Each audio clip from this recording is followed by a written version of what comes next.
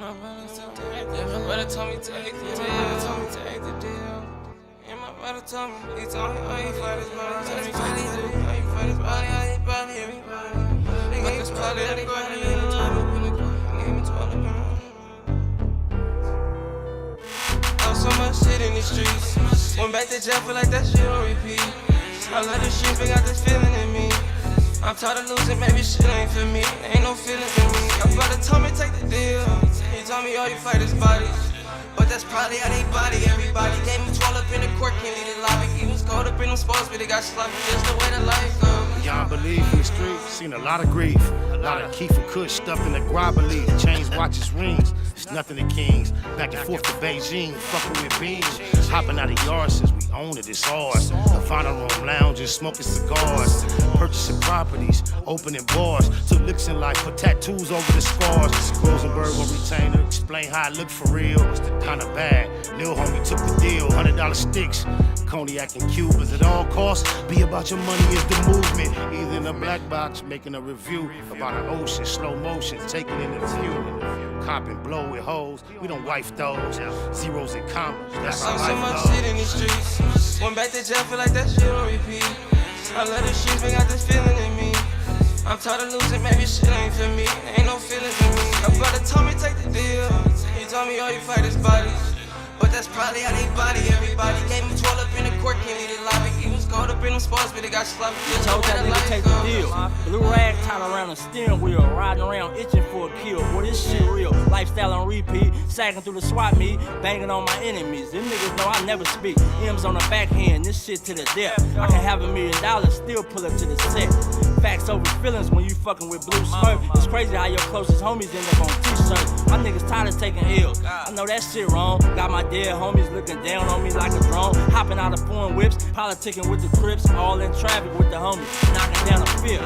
Niggas chasing clout, we chase down enemies. Niggas hanging out, then we gon' smash off their Hennessy. That's just the way this life goes. The colors of my clothes always been blue and gold. That's on my soul. So much shit in these streets. Went back to jail, feel like that shit on repeat. I love this shit, got this feeling in me. I'm tired of losing, maybe shit ain't for me. Ain't no feelings in me. My brother told me take the deal. He told me, oh, you fight his bodies. But that's probably how they body everybody. Gave me 12 up in the court, can't leave the lobby. He was cold up in them sports, but they got sloppy. Just the way the life goes.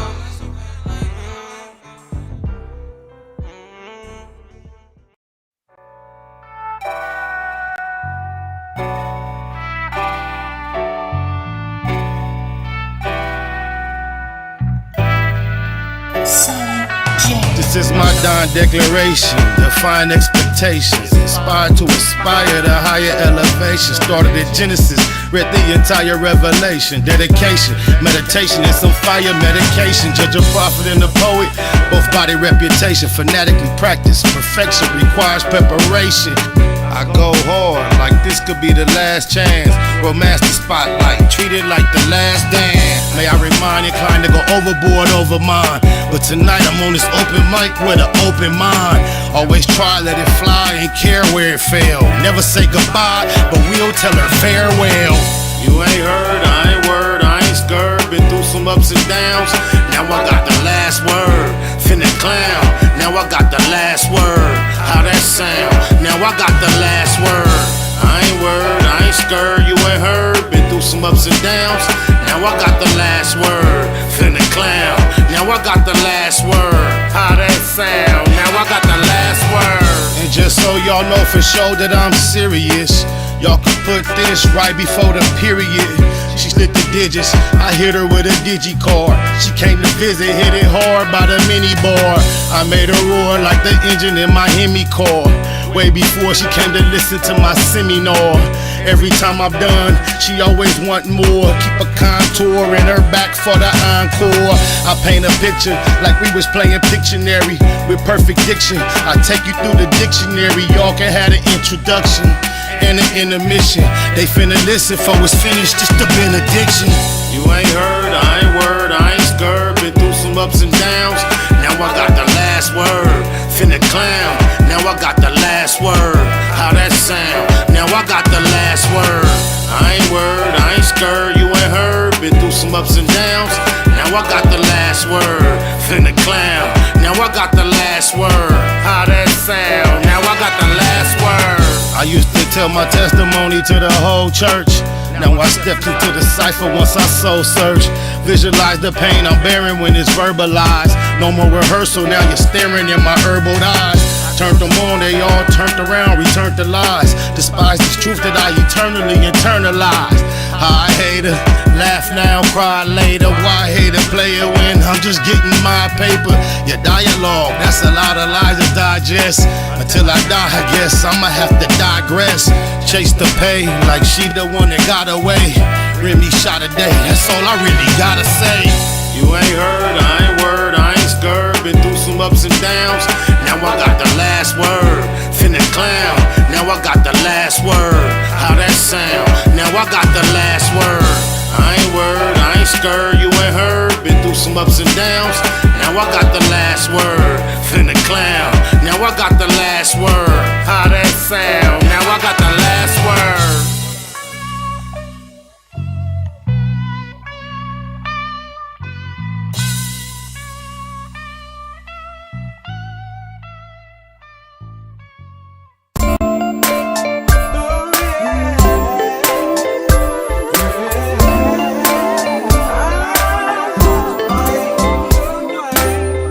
Getting hard trying to live in this land, Lord. I'm sick of paying rent, I wanna be the landlord. Not too many children in my section 8 last night. Lights out, they on section 8. We get constipated from that government cheese. Paying taxes, steady get a government cheese. Don't nothing change no matter who we vote for. So why waste time even going to try to vote for? When you grind so hard, you supposed to see profit. Why we so broke? We supposed to be prophets. We never had a choice on coming to America. I feel something real bad is coming to America. I don't write the mayor, they say I got a right to, but I don't even know where a nigga supposed to write to. I keep my chest up and head to the sky until the day I burn or head to the sky. Good days, and there was many bad days.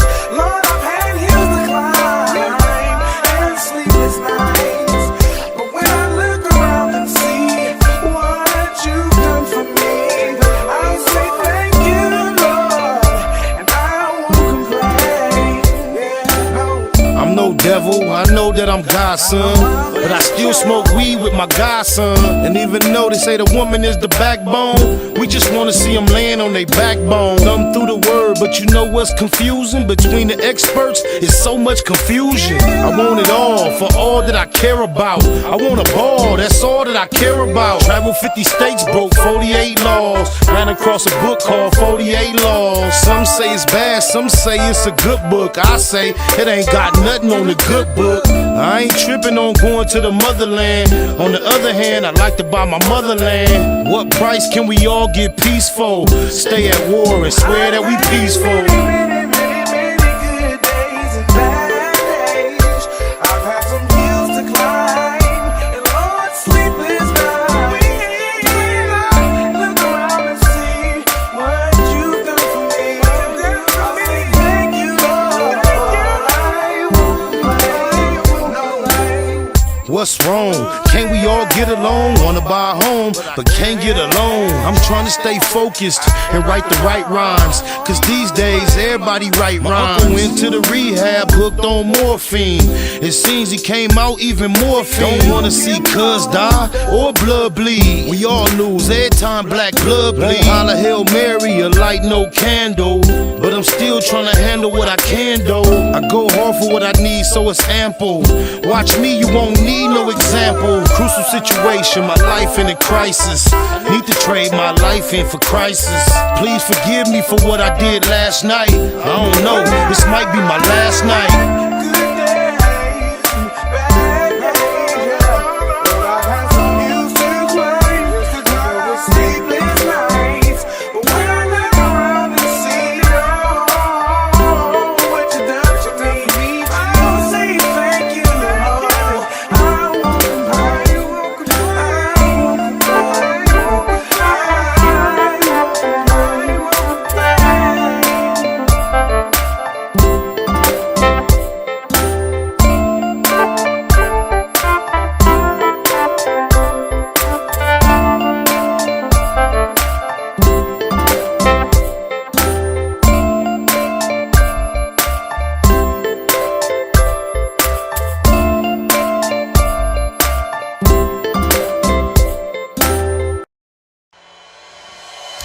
point blank, through no subliminal dissing. When I listen, I can tell you never been on no mission. Sticking to the script, don't care if I offend you. Neighborhood crib, the marathon I overlook my competition, never seeing them. I done trained my mind that I'm going. You could tell by how I walk, talk, I'm a boss. A east side millionaire, homie, what you thought? My life is a movie. They can't get close to me. They mad cause they can't be. I'm everything that they wanna be. Yeah.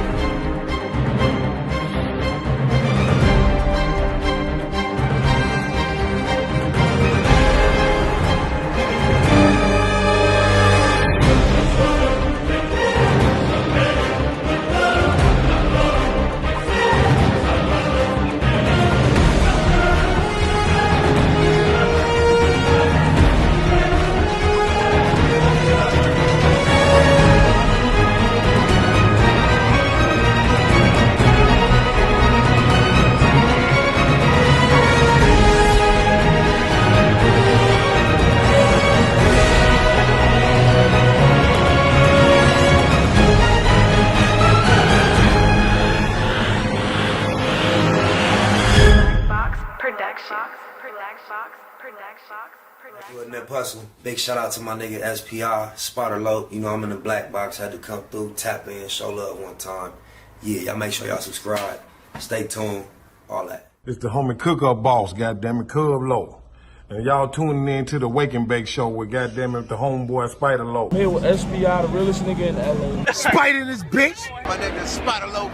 Spider Loke, nigga. Spider Low. Spider Loke. Spider Low. Spider Loke. Spider Low. Spider Low, that's my nigga. Spider Low. Spider Low. Shout out to SPI, that motherfucking nigga. You are now in the black box with the homie Spider Low, the most eastiest. Facts over feelings, keeping it a Google Plex. Feel my campaign. Spider Low, Wake and Bake. Better keep it Google, nigga. Loke is in LA somewhere doing what he's doing.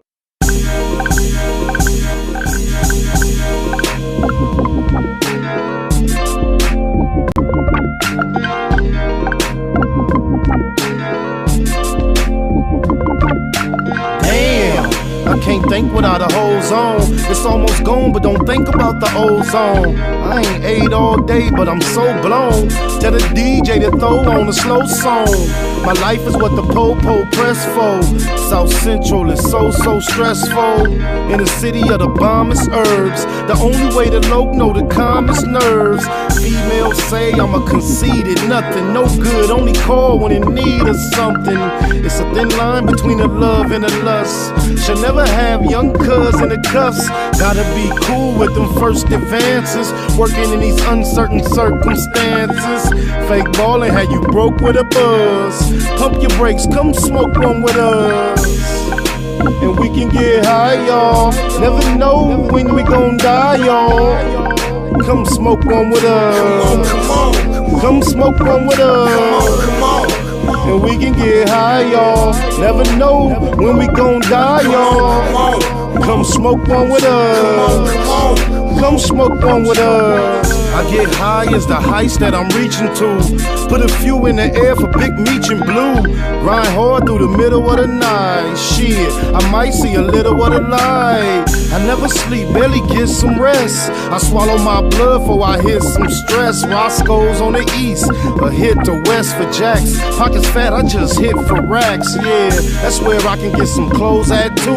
It's already one and it closed at 2. Fast lane, ballin' out, racing the range. Gangbanger, all about chasing the change. I'm icy, judge and the jury. Ain't trying to see the judge and the jury. Eastie, represent the E&S, but I still Baymac like BMF. And we can get high, y'all. Never know when we gon' die, y'all. Come smoke one with us. Come on. Come smoke one with us. Come on. And we can get high, y'all. Never know When we gon' die, y'all. Come smoke one with us. Listen, come. Hey, look. Get money every day like it's no thing. Buy zone of that cushion, smoke the whole thing. Rolled up deuces, carried 4-5. Off a half a gram of kush, but we so high. South Central where they murder with no alibi. Do walk-ups and don't respect drive-bys. We some young killers, still some fly guys. Neighborhood near Puzzle and SPI. Rich roller coaster cribbing, that's our lifestyle. And that explains why my neck and wrist iced out. Smoke big blunts, ride luxury. A nigga beat his bitch up cause she was fucking me. And then I beat the pussy up and told her it'll be alright, just tell me every time he mention me. Yeah, and that's just how it's meant to be. It's an in-hood thing, Slauson after century. And we can get high, y'all. Never know when we gon' die, y'all. Come smoke one with us. Come smoke one with us. And we can get high, y'all. Never know when we gon' die, y'all. Come smoke one with us. Come smoke one with us.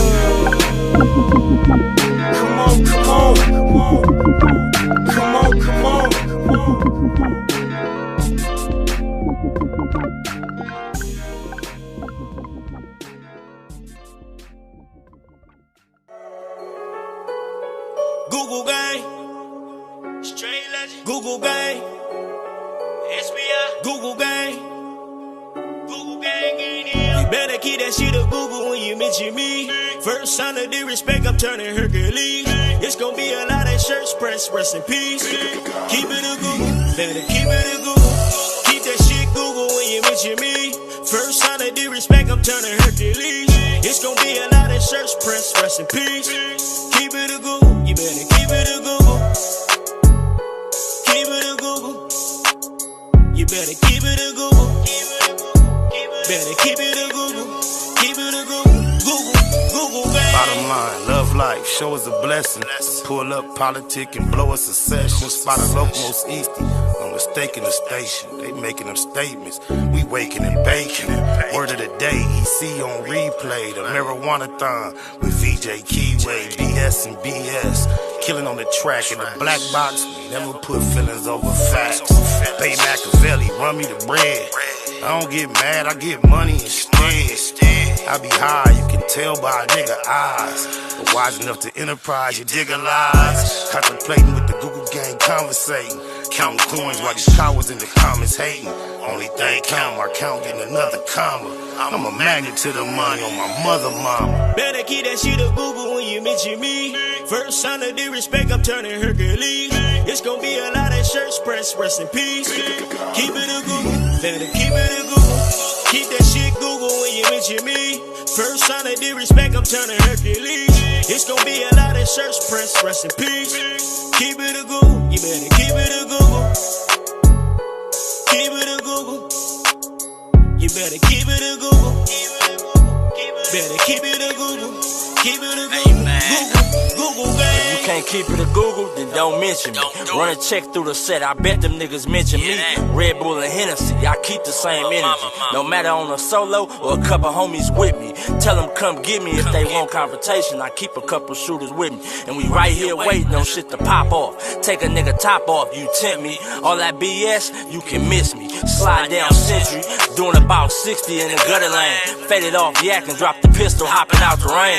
I won't change, keep it a Google the only way. Mention me, I come out and play. That's on the gang.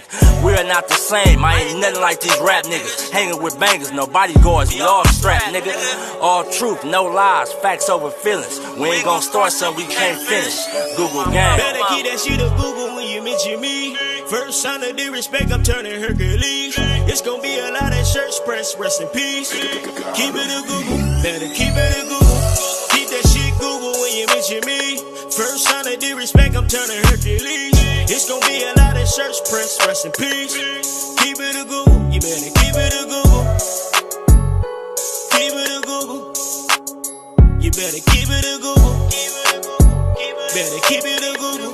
Keep it a Google. Google bang. Jeter. Gratitude is the attitude. This show is a blessing. To be here in the black box and blow us a session. Oh, damn. Check this out. I'm going to do it. Hello? Yes, is this Curtis Williams? This most definitely is Curtis Williams. Hi, Curtis. My name is Barbara Cooper, and I'm calling from Fred Kennedy, the DUI program in Carson. Yes, ma'am. I'm returning your call from yesterday regarding enrolling. Yes, I am in need of enrolling. Oh, okay. So, what do you know? How many months you have to do? Is it a 3 month? 12. Or I believe I'll have to refer to the actual court paper, but I believe it's 12 months. Just off, I think that because I'm gonna, I want to get my restricted license, and I think the DMV is gonna require 12 months. Oh, 12 months. I may be wrong. Actually, the court, I think the court said. It may be 9 months. I don't know. Can I? Do you have the court papers around you anywhere? One moment, please. Okay.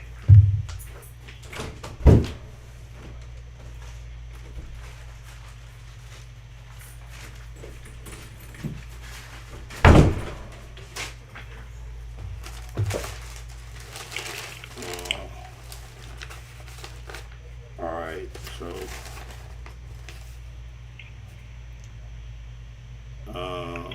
yeah, see, from the court, according to the court, it may it's less than 12 months, but I'm looking at the DMV requirements for the restricted license, and it says that driving to and from your place of employment that of course employment vetted required in the DUI program for a period of 12 months if you meet the following requirements. And then it comes with more requirements, but I think at least have to be enrolled. I'm not sure. Yeah, you at least have to be enrolled.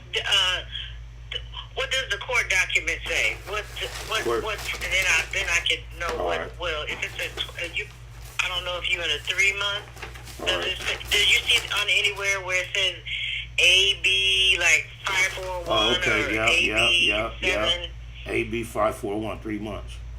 Oh, 3 months. Oh, okay. Yeah. Okay, so the 3 month program, the price of the 3 month program is $596, but we only require $180 down payment when you come and enroll, and then you pay $35 once a week when you come to class. Okay. Until you're finished with class. When is it okay for me to come in and enroll? We have let's see. Let me see what we got for Monday. Can you come in on Monday? Yes, Monday is fine. Monday what about at 12? Done deal. I'll be there. Okay, let me put your, and make sure that you bring all your paperwork. Even if you have that pink copy, the ticket, or so we can enroll, so that way we can send the information to the DMV as well as the court when we I don't have any paperwork that's actually colored pink. If that was one of the original documents I received, I don't have it anymore. I do have everything.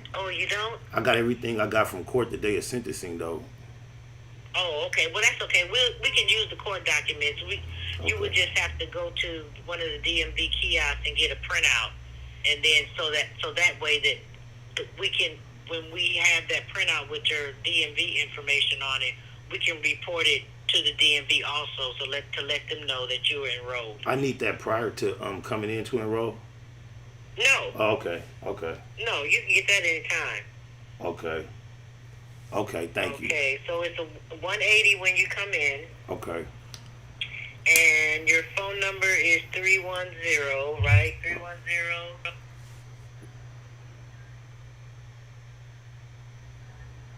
Yes, ma'am. Okay. So just bring all your paperwork, the 180, and a photo ID. Damn, what if I ain't got no photo ID? I got my work ID for my job because they took my ID when they gave me DUI. That's fine. We just need a picture of you, that's all. Okay, that's fine. All right. Yeah. No problem. Okay? Okay. So we'll see you Monday at noon. Thank you very much. Okay, you're welcome, Curtis. All right. Bye-bye. Hey, Machine, tap in, cuz, on the set. Hit my DM, because if that's what it do, I need to holler at you. EC. I apologize for that, but I had called and left a voicemail yesterday. I recognized that name when they called back, so I didn't want to miss that call. Wherewithal is our word of the day. You see, when my phone number was required, I had the wherewithal to put it on mute. Wherewithal refers to the means, resources, or money that is needed to get or do something. News reports suggest that the company does not have the wherewithal from investors to prevent a buyout. Google gang, what's happening? Y'all saying the reality of what goes down. They got to get them classes because I got to get my restricted license. I'm not going for that. They got two options on here. Look what it says. This month, I feel like Papa Smurf. Shout out Papa Smurf, cuz Papa Smurf went through this struggle for so many years. DUI struggle, interlock devices. But that's what they're giving me, the two options. You can either get, if I get the interlock device, then I could go get a license right now, right? But it's a headache. That thing you gotta breathe in every time you drive. I ain't trying to feed up with DNAT. Or you can get the a restricted license that allows you to go to and fro work, basically, whatever. But you have to enroll in these classes and all that. But even for the interlock device, you have to enroll in the class. So I want to tell y'all, do not drink and drive. Do not be rolling down the street smoking Indo, sipping on gin and juice. Because not only am I required to get in the DUI class, I got to take a MAD class, which is Mothers Against Drug Driving, and a HAM class, that's another acronym that stands for something and morgues, or something, hurts and morgues, or something like some gory shit. And I have to pay a series of fines. This page right here is just outlining, detailing the amount of fines I got to pay to the court. It sounds like they started off at $390, then they add assessments and penalties. That month probably like at a whole, I don't know what it's at. But getting DUIs, it's a headache. And I can remember my father always telling me, seeing me loose doing my thing, and always warn me. And I tell him, man, I've been doing this, man. I don't never get no DUI. He be like, well, I didn't get one for a long time either, man. It was going to bite you. And I finally got one. It can be a headache. So we just going to use this little segment as a DUI warning, y'all. Don't drink and drive. It's not wise. You can save a number of lives. And that's just the type of shit I'm on, because the life you save may be your own, or someone else's at the same time. You dig a lies. Oh, blah, blah, blah, blah. That's my loc right there.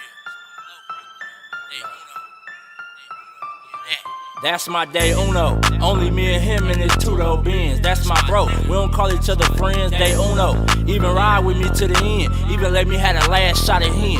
That's my day uno. We stay cracking. And when I die, he one of the niggas carrying my casket. Game bang active. Really with the shit, stay banged up. My day one ain't never changed up. That's my day uno. Niggas know air since day uno. For rare recitors, and I'ma say puto. And I mean that with all due disrespect to the ops off tops if you diss the set. It's Mando, I go half on the sack with him. Double back on foot with the Mac with him. Cognac, that's what my joint drank, period. I done seen him do it point blank. Neighborhood for death though, EC on mine. Every time, still get my nigga 3 up high. When it's cracking, he usually a trip before me. In 03 introduced me to Nip. Got a lot of politics between the two turfs. Choose to keep it mafia like Blue Smurf. Half the time I don't even like her, but I ain't never met a nigga like That's her. my day uno. Only me and him in his two-door Benz. That's my bro. We don't call each other friends, day uno. Even ride with me to the end. Even let me have the last shot at him. That's my day uno. We stay cracking. And when I die, he one of the niggas carrying my casket. Game bang active. Really with the shit, stay banged up. My day one ain't never changed up. That's my day uno. So when it come to dying, it ain't nothing. Killing ain't shit either. Enemies know we stay hunting. We know it's wrong, but we love it. Where you wanna take it? We in the streets. We don't mind a little confrontation. confrontation, whole lot of gunplay with me and my low. I'm talking pistol with the scopes when we out on patrol. Hunting for domes, my low was a fool when he get it in. Pull up on him like cuz, let's slide and he getting in. Lil Mac down, my bro, ain't gotta prove a point. It's facts over feelings in my SPI voice. M's be the logo, that's my day uno. We ain't friends, it's only me and cuz in this bean. Like identical twins, we on that same shit. They unos, them be the niggas that I bang with. A lot of politics between both gangs, it is what it is. The homies live the game, that's my day uno. Only me and him in his two-door Benz, that's my bro. We don't call each other friends, day uno. Even ride with me to the end, even let me have the last shot at him. That's my day uno, we stay cracking. And when I die, he one of the niggas carrying my casket. Gang bang active, really with the shit, stay banged up. My day one ain't never changed up, that's my day uno.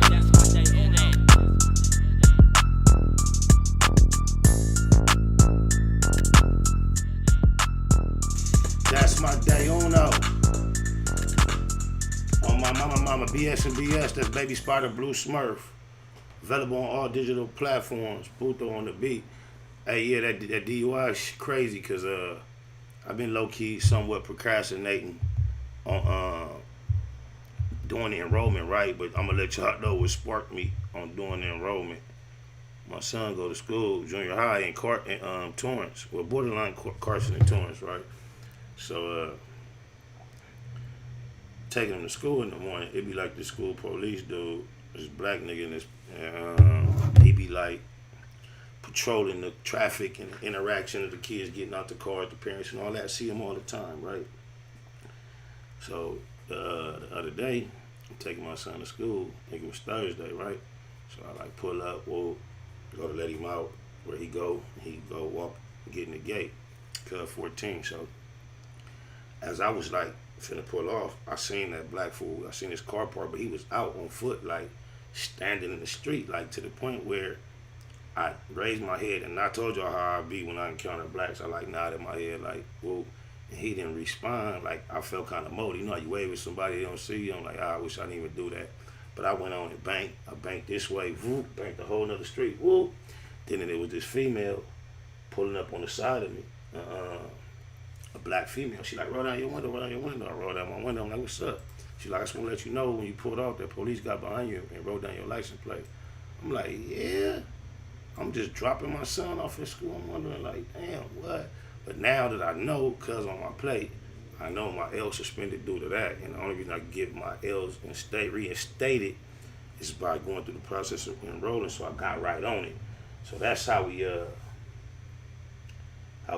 got on that. Hey, look, no, the machine, EC Crip Cup, please get in my DM, and lace your B-Noy. Like, I need to be able to, I done already got whooped trying to go this route, though, to keep it to Google, but I let somebody on the internet whoop me. I ain't gonna even detail that. Y'all be ashamed of me, y'all. Oh, my God.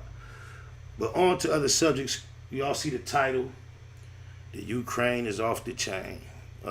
Typically, we don't consider ourselves amongst the demographic of those who are up on all the politics to the point where we can explain where, why, when the wars are going on, taking place. However, due to the information age that we are in and maturity, I think that we're a little more aware of what's being reported about this war than probably in times past. I mean, our particular community of our peers.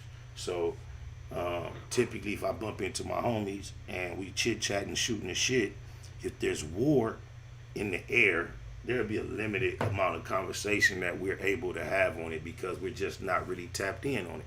However, it seems this time people are a little more aware of the implications that are associated with this war and the things that different people are saying. And there's a lot of interesting factors that strike me from me gathering all this information. First and foremost, I notice how it seems like media-wise, especially mainstream media, the perception is that everyone in America and around the world is in agreement that Putin and the Russian action is in violation of humanity, that he foul, that he's borderline insane, if not fully insane. The things that he's doing are irrational, uncalled for, and they have no basis other than dictatorship, totalitarianism, and wanting to be violent and just be totally in disregard of other people's rights and humanity. And that's the picture they paint. And it's crazy how if you have not much more interest in the scenario, it's probably hard to see anything other than that. But thanks to social media, us who are not really people who are up on politics to the point where we are knowing how to go and find experts and follow and keep up with all the things that are relevant, social media gives us insight, because you can get small clips, big clips of a lot of different perspectives. I just find it ironic that outside of the mainstream media, I'm hearing reports of Ukraine being heavily populated with poppy seed crops, which in turn is utilized in the creation of heroin. And there are people far just as articulate, if not far more articulate than the people we hear reporting on the mainstream media, who are giving us what I believe is a washed up, watered down version of events. I think they're I've even seen a translated version of a Putin speech and him describing why he's taking the actions that he's taking. And I'm gonna just tell you like this: I know what we've been hearing from America and all that. He tripping. He just over there pushing his weight around, pushing the line, doing something that woo wop wop. But then when you hear Putin speak, this is what he say. And I'm just paraphrasing what I've heard through a translated speech of his. And he's saying, look, we got an agreement with the United States and NATO that they're not going to do certain things. It's understood, it's been in writing, and it's been agreed for years. And he's saying basically they're violating it. And from what I can gather, from what I can ascertain, shout out CT, from what I can see, the main issue that was agreed upon was that there would be no expansion in a certain direction from NATO toward wherever Putin has interest. And NATO, regardless of what the agreement has been, according to Putin, has began to expand past that mark. And this is why he is taking the actions that he's taking. Now, to me, that makes a lot more sense than to think that this man is just decided to, you see, I've never even been fully aware of what sanctions were and how they impacted a certain country. I have a far better understanding of sanctions now. So I see how they're imposing all these sanctions on Russia. But if you take your mind back, one thing Putin said, he said, what if I went and set up on the borderline of Canada in America or Mexico in America? He said that would be considered as an aggressive gesture. But however, this is how they treat him over on his side of the world. And through it all, what I'm taking is this. If you've heard the phrase, or if you felt like or thought or believe you cannot trust the mainstream media in America, I think it's become more evident in this scenario than it ever has been. Because all we get from America is this sense of compassion and love and concern for the Ukrainian crisis. There's no highlight to the element that we see, that I know y'all see, that is real popular on social media, is being covered, that how we getting treated in these processes of excavation when these refugees are coming to what we would, the equivalent of a life raft, whether it's a van, a bus. But they're here at a point where we could be taken from this immediate, immense danger to some solace. And you got black Africans explaining how they're not being allowed to board these vehicles at the same rate as Ukrainians. They're being denied access in place of not only human beings, but pets. So Mind you, if I'm a Ukrainian and I'm attempting to enter this vessel that is servicing refugees, and I have a dog, a large dog, and then there's a black man who also needs the services of this vehicle, they're allowing the Ukrainian non-black people to take their pets in place of human beings. And that's not being covered. So my perspective is, should we cry when the Pope died? My request, we should cry if they cry when we bury Malcolm X. On my mama. Like, I really believe as us in America, we have a communal sense of Stockholm syndrome, excuse me. If anybody understands the definition of Stockholm syndrome, and this is the general definition, if, per se, for example, someone is kidnapped, violated, raped, and during that experience, they spend an extended amount of time with their violator. And throughout the process of spending this time with the violator and surviving and being psychologically confused and damaged, you can develop a fondness, a love, an attachment, a compassion for the actual violator. And they describe it, that's the title of Stockholm Syndrome. So, when you look at, and often it's developed because a person would treat you so horrifically, horribly, and then do small things of kindness that would cause you to have this sense of, oh, they do care. It's not as bad as I thought it was, although they've disregarded everything about your safety and your respect. So when you look at our experience in America, and as soon as America has an interest or they feel like, oh, it's going bad in Ukraine, we feel the same way. And totally disregard that throughout all this process, us, our interchangeable parts that are over there in that position. It reminds me of how you hear about the fact that us, melanated black original people, fought in every American war, and how Muhammad Ali spoke about going across in another country, becoming a world champion, but then coming back home and not being able to be served at certain restaurants. It seems very similar to me. Jay, what are your thoughts on the subject, bro? Hey, Spider Low, you always come with the real, homie. My thoughts on Ukraine is we seeing the racism right on our TV screens about how they're denying the black people over there passage on the train. They done took babies off of the train with their mamas, black men that go on trains targeting them, telling them to get off, and just discriminate against our people over there.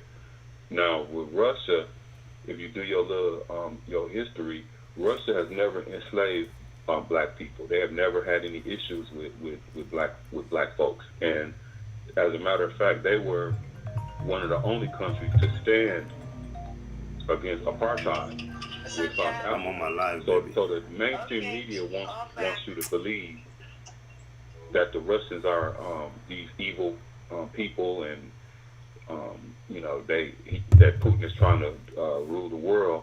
But that's just the media portrayal. Russia fucks with black people. I mean, we haven't seen no Russians at gunpoint taking no black folks off the trains or discriminating against black people. So don't believe the narrative that they're trying to paint in the media. That's just my opinion. And what do you view as a difference between what they're accusing Putin of doing versus what happened at the original Thanksgiving? How does America stand in a moral judgment position in relation to how we were treated and how they developed? It's obvious this thing, America's a powerhouse, and it's far advanced amongst other countries in its influence and status in this world, and it's highly, and at some point almost totally based upon the free labor and the millions of lives that were lost amongst our people that they developed this power and this structure on. And now they run around the world and attempt to police other people that attempt to behave in similar fashions, and sometimes in a lot less morally degraded fashion. How is Columbus a discoverer and not an invader, and Putin is an invader, when we know they slaughtered the native people, tricked them, and then they lied and told generations that they broke bread in a sense of a Thanksgiving and it was a beautiful experience, when really they did this something worse than they're accusing Putin of doing. This, you remember or realize that Texas, California, New Mexico, and I believe other regions of the West were once part of Mexico. I believe they were acquired.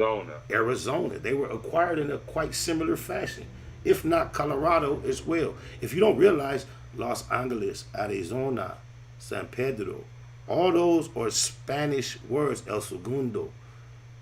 We say El Segundo and it just sounds like American. If you think deep, all that's Spanish stuff. Oh my mama. La Cienega, El Centro, that's all Spanish. Chino, all that. It is more. Palos Verdes, Los Angeles, Gardena. So smart. Look, I mean, that's why I fuck with you, homie. You don't. I mean, you speak the real, homie. That's why I fuck with you, homie. You keep.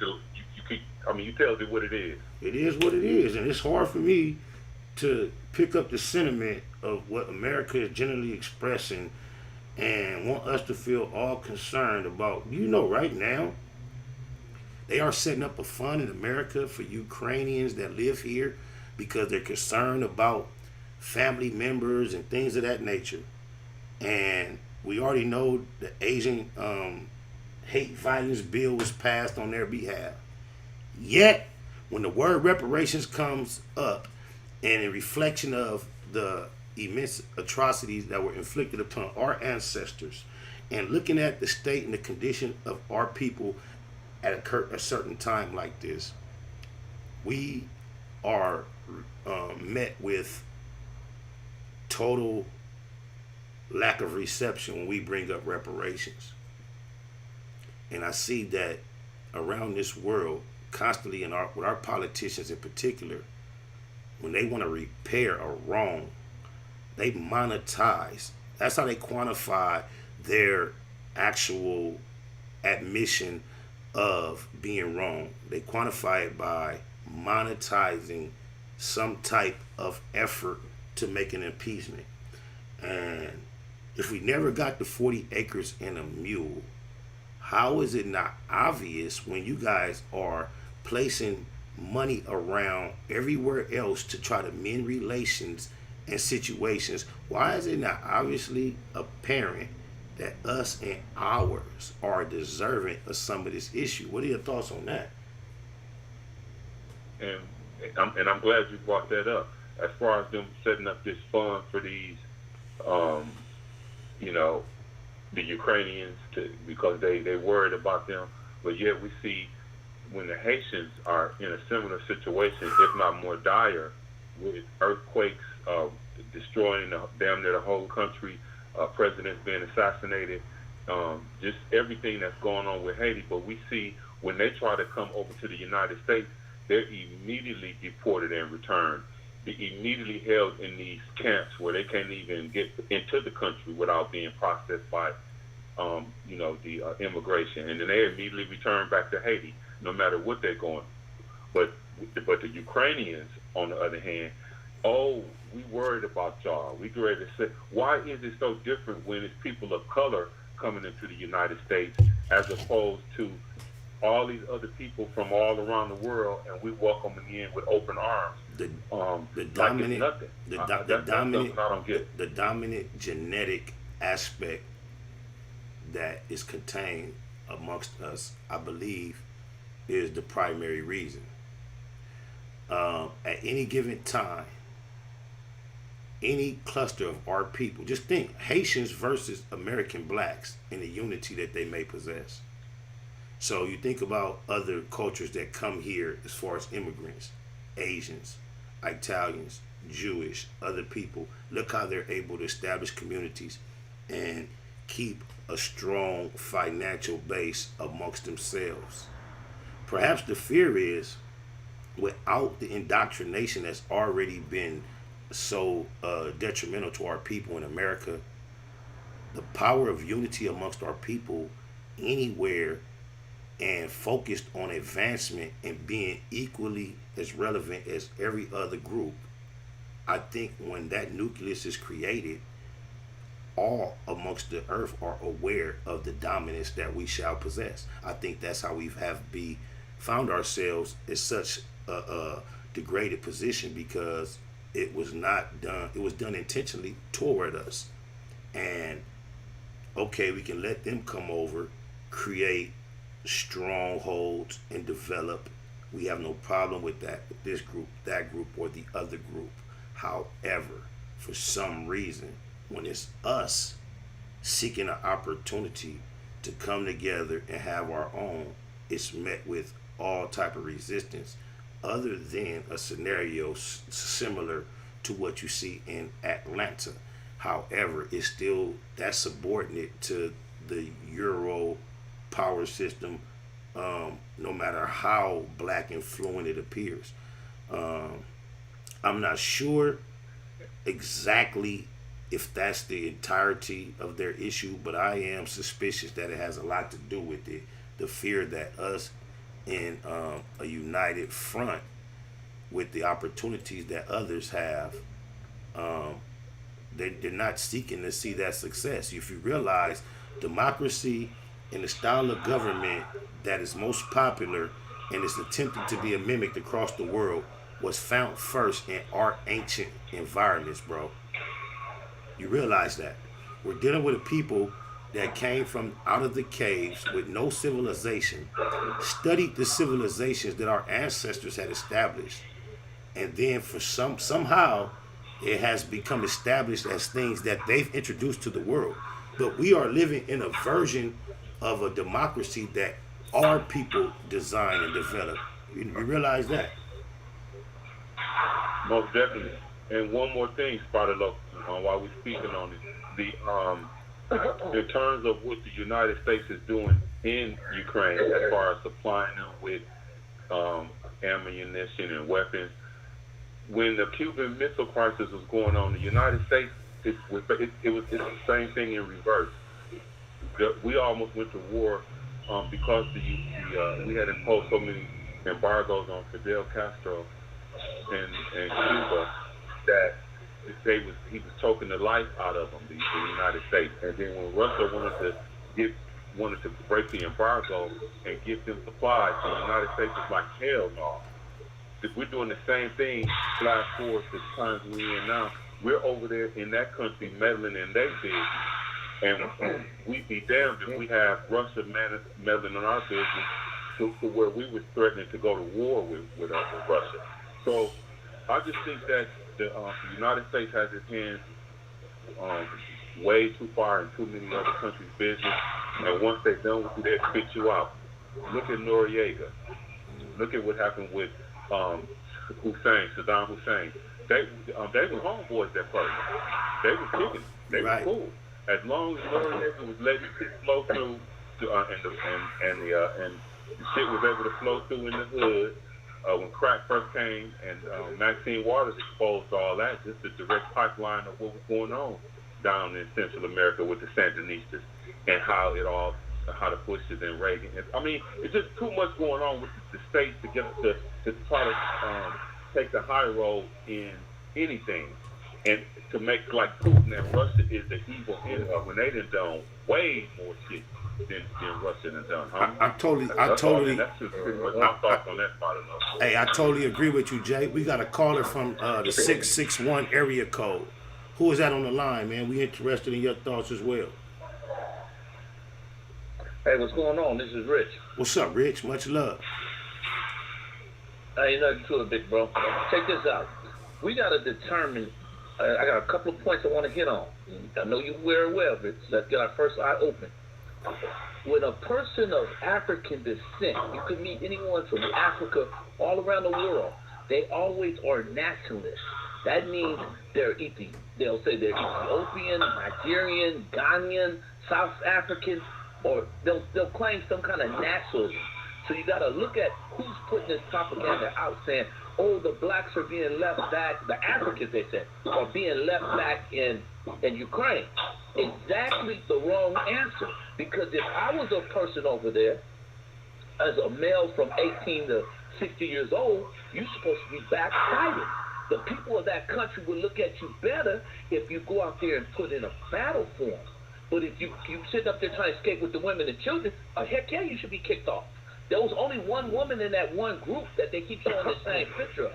See, a lot of this is propaganda, so we have to get that clear. Another thing is, are you looking at the pictures of those trucks and tanks that the Russians are trying to push over there? They're like from the 1960s. This guy can't even feed his soldiers. So what America's going to do is exactly what they did to the USSR. They're going to starve them out by bankrupting them.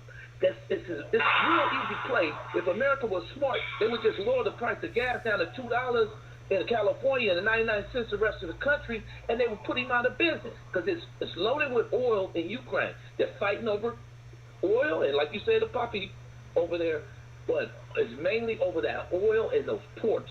They have a lot of ports in Ukraine, and that's for exporting. So your thoughts on that, brother? I really appreciate your perspective on the fact that it's propaganda and the fact that you mentioned them niggas supposed to be standing down fighting instead of trying to run with the women and children. That I haven't seen enough footage to say that I only see black males and the other races are all women and children.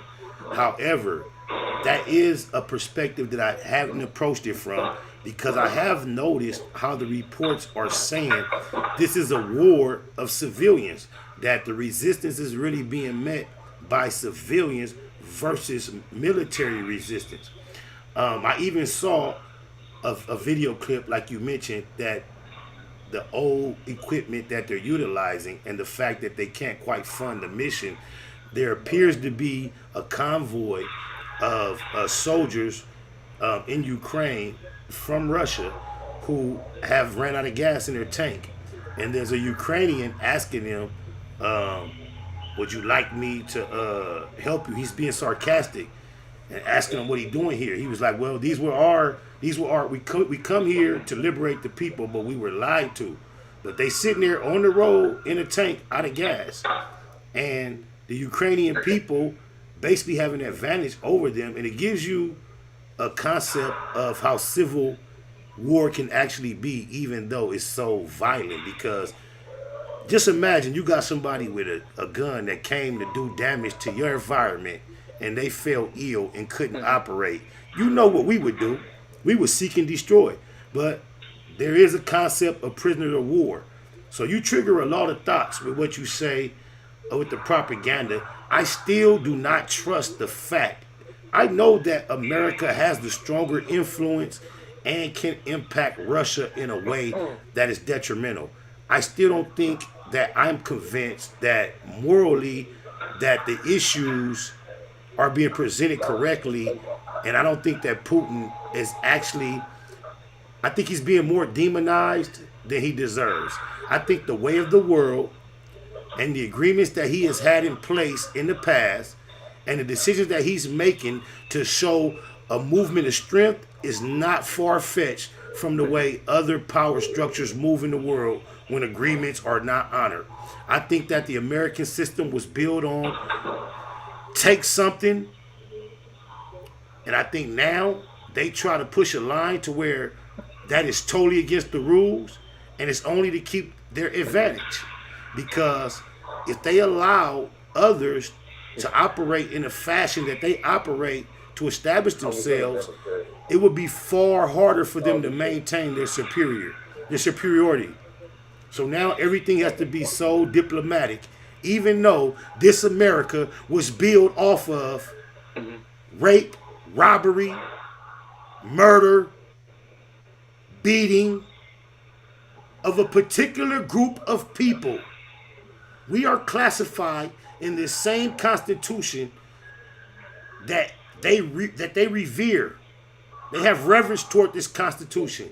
That Constitution declared you and I less than 100% man. So, your perspective seems to be slightly too much in line with the demon that we have been fighting over here ourselves. For me, even though I understand men fight, I don't believe that there were only women and children getting on those vessels, bro. Other than the Africans. Well, we understand that too. Well, but I understand that. But what I'm saying is, if Muhammad Ali wouldn't fight, if Muhammad Ali wouldn't fight in a war that wasn't his, and we respected him, why would we hold it against these African brothers? Yeah, I understand that. But what I'm saying is, you got to remember, I didn't come to the terms. I'm a little older than you, so I didn't come to terms that a lot of these people, especially I learned Nigerians do this. Soon as something get hot on them, they quick to say, "Oh, we're African or we're black." But when you talking to them, they treat you a different way. They said, "Oh, I'm Nigerian. This is my nationality." They're not gonna. They're not gonna ride with you like we ride with each other. You know what I'm saying? No, I've encountered that aspect. I've encountered that aspect as well. I've become familiar in the last few years with a term called Pan-Africanism, and I believe shout out to Umar Johnson for educating me on that issue. And I realized that there is a goal, there's an ultimate blackness that we should be pushing toward.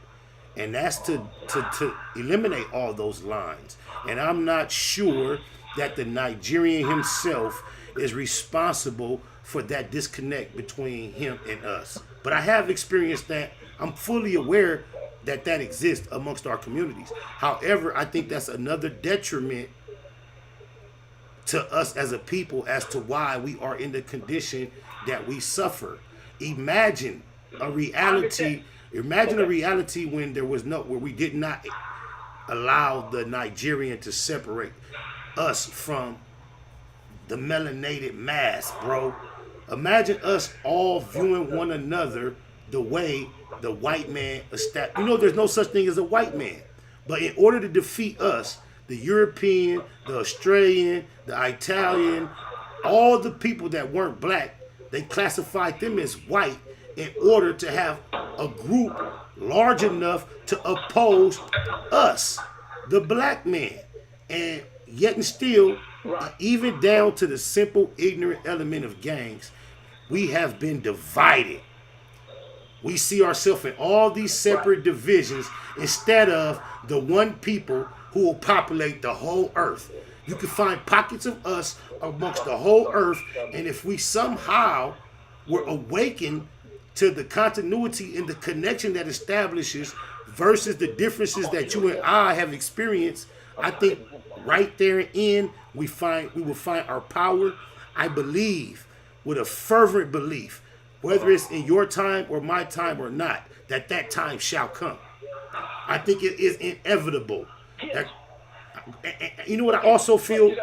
I also feel robbed of the fact that you are able to articulate that our brethren can be classified as Nigerian or from Guam, and all we can be called is black, Afro-American. That sounds so aftermarket. Now, hey, Spider, check this out. One of the things that I'll let you go. I want somebody else to speak. But I'm saying, if you're in a prominent East European country, and now all of a sudden you got to abide by their rules, all of a sudden now you claiming you was an immigrant, which you don't want to be called because that's a lower class person. You want to be really an expat when you go to foreign countries, but they're not aware of that. So what I'm saying is, all of a sudden now the Nigerians are saying, "Oh, we're Africans," and then the big plight out the world, they're going against us.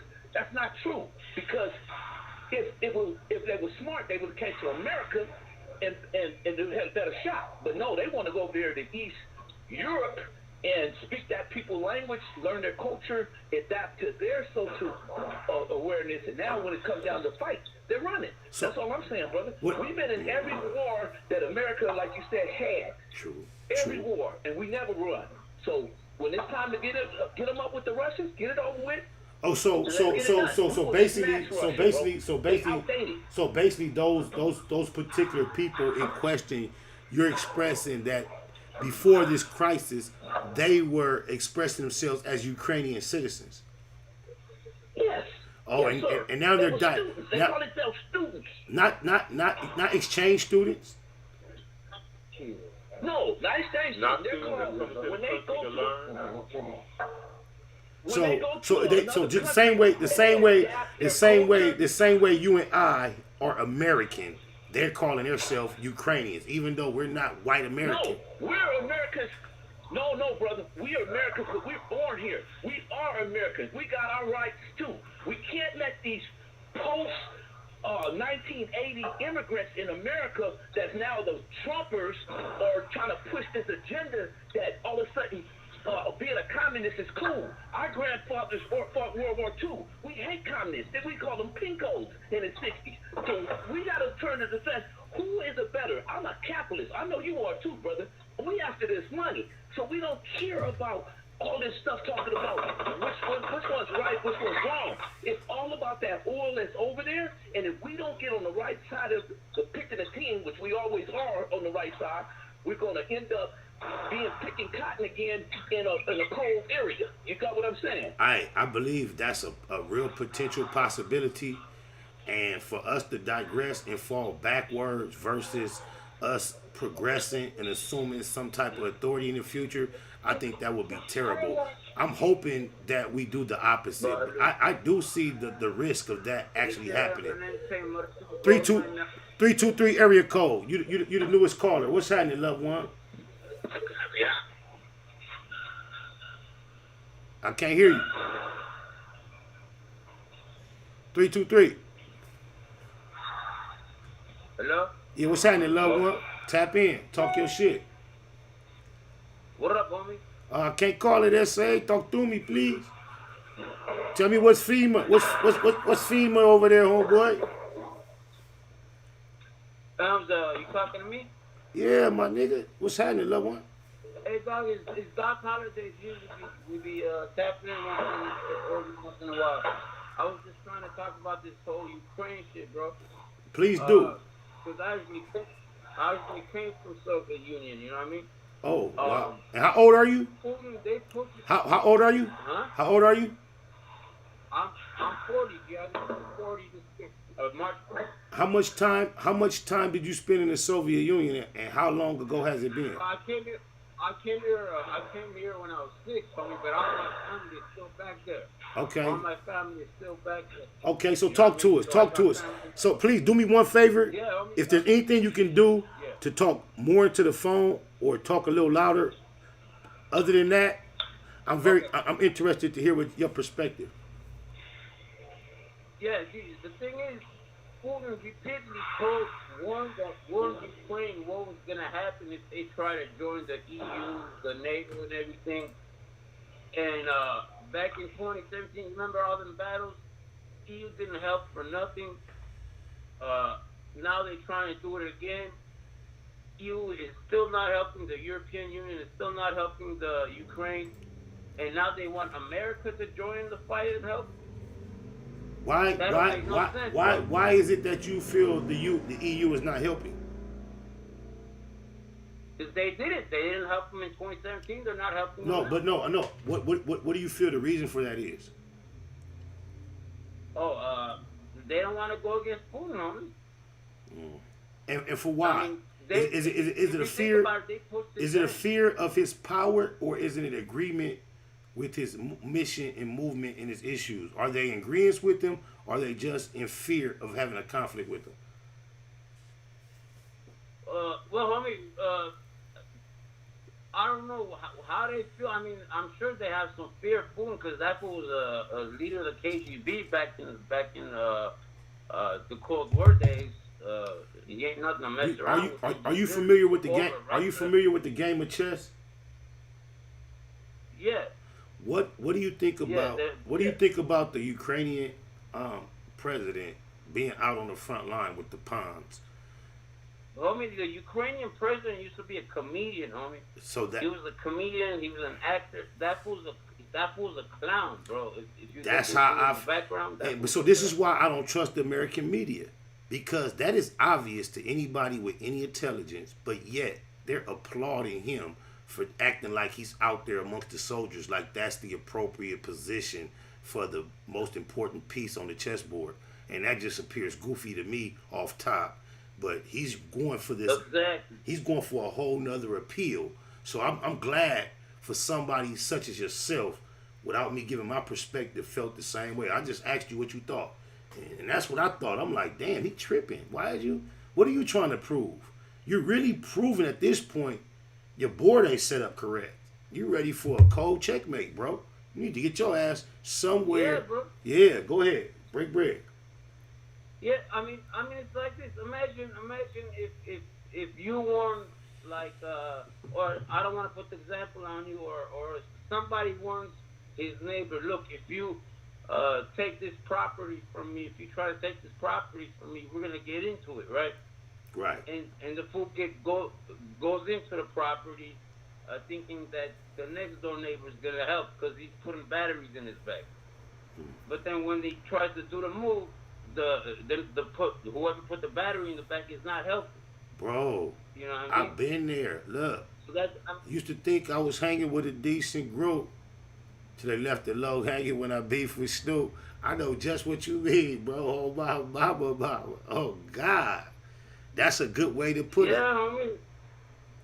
Yeah. Yeah, bro. Yeah. I remember being in junior high school. I remember being in junior high school. This is slightly different, but it relates to a degree. And I've done some bullshit to where certain people know, but everybody don't know. But it was me. And I remember we'd be in class, and the principal would come in, stand in front of the class, and be like, "Such and such took place. We trying to figure out what happened, who did what, what. And we're going to pass out these little pieces of white paper. If you have any information, any idea, any names, you don't have to put your name. Just write down what you know, fold the paper up, and pass it up to the front." Everybody in the class that used to know what was up used to give me the eye, like, "I got you, don't worry." And then they passed the papers up. The principal would leave the room. 10, 15 minutes later, over the loudspeaker, "Curtis Williams, can you please report to the office, please?" Yeah, they're calling your name. Right. Oh God. Yeah, that's how it is, bro. That's how it is, homie. Oh my. That's how the world goes. Shout out, hey, and I remember being in Supermax. I got me and your people. It was on. It was tension, racial tension, and I had left one dorm from a riot and went to another dorm, and I had a wound on my back that I had to go to the infirmary for, and it was patched up. So when I came to the dorm, I had a story to tell everybody. Want to know what happened to your back? Oh, we just had a riot. Why? The numbers were so crazy. Us versus, it was something like 64 to 18. Just, you know how the population is in the county jail now. So when it actually took place, when they wrote it up, they had just hit the dorm a couple days before on a random knife search. They came up with like 11, 12 knives. Here it is 2 days later. Only people had knives was essays, and it was victims on our side. They got stabbed. And nobody in the essay community got stabbed. So therefore, when the riot took place, they deemed us as victims, keeping it a Google, and we went to the infirmary. They went to the hole. So I've been in this new dorm for 2 weeks, and I'm done wrote a check with my mouth that my ass gonna have to cash. I was a young nigga, my back was fucked up, and I'm telling the people in the dorm, if any of them essays that was in that dorm come in here, it's on. Really keeping it a Google, assuming, anticipating they wasn't gonna come. So I done said, had your back. I ain't finished yet. I hate when somebody try to get to my punchline before I get there. No, please be patient. Please, you had people please be patient. Please be patient, brother. Please be patient, please. So, because I'm only making a simple point. I'm giving a lot of background to make one small, simple point. But, so, lo and behold, like 2 weeks after being in this dorm, and this being a conversation amongst me and my peoples about what happened to me, how it took place, and all that, one morning, cuz I'm at, you know how you used to get your tray in Supermax, then the trash should be by the trash should be by the gate. So I'm like dumping my tray off in the trash, finna put my tray up. I can see the fish line. The fish line finna come in. In the pod, it's like 3 dorms. So when the fish line line up, it might be 7, 8 people in line. The police finna put like 2 in that dorm, 3 in that dorm, 4 in this dorm. You don't know where this line finna come.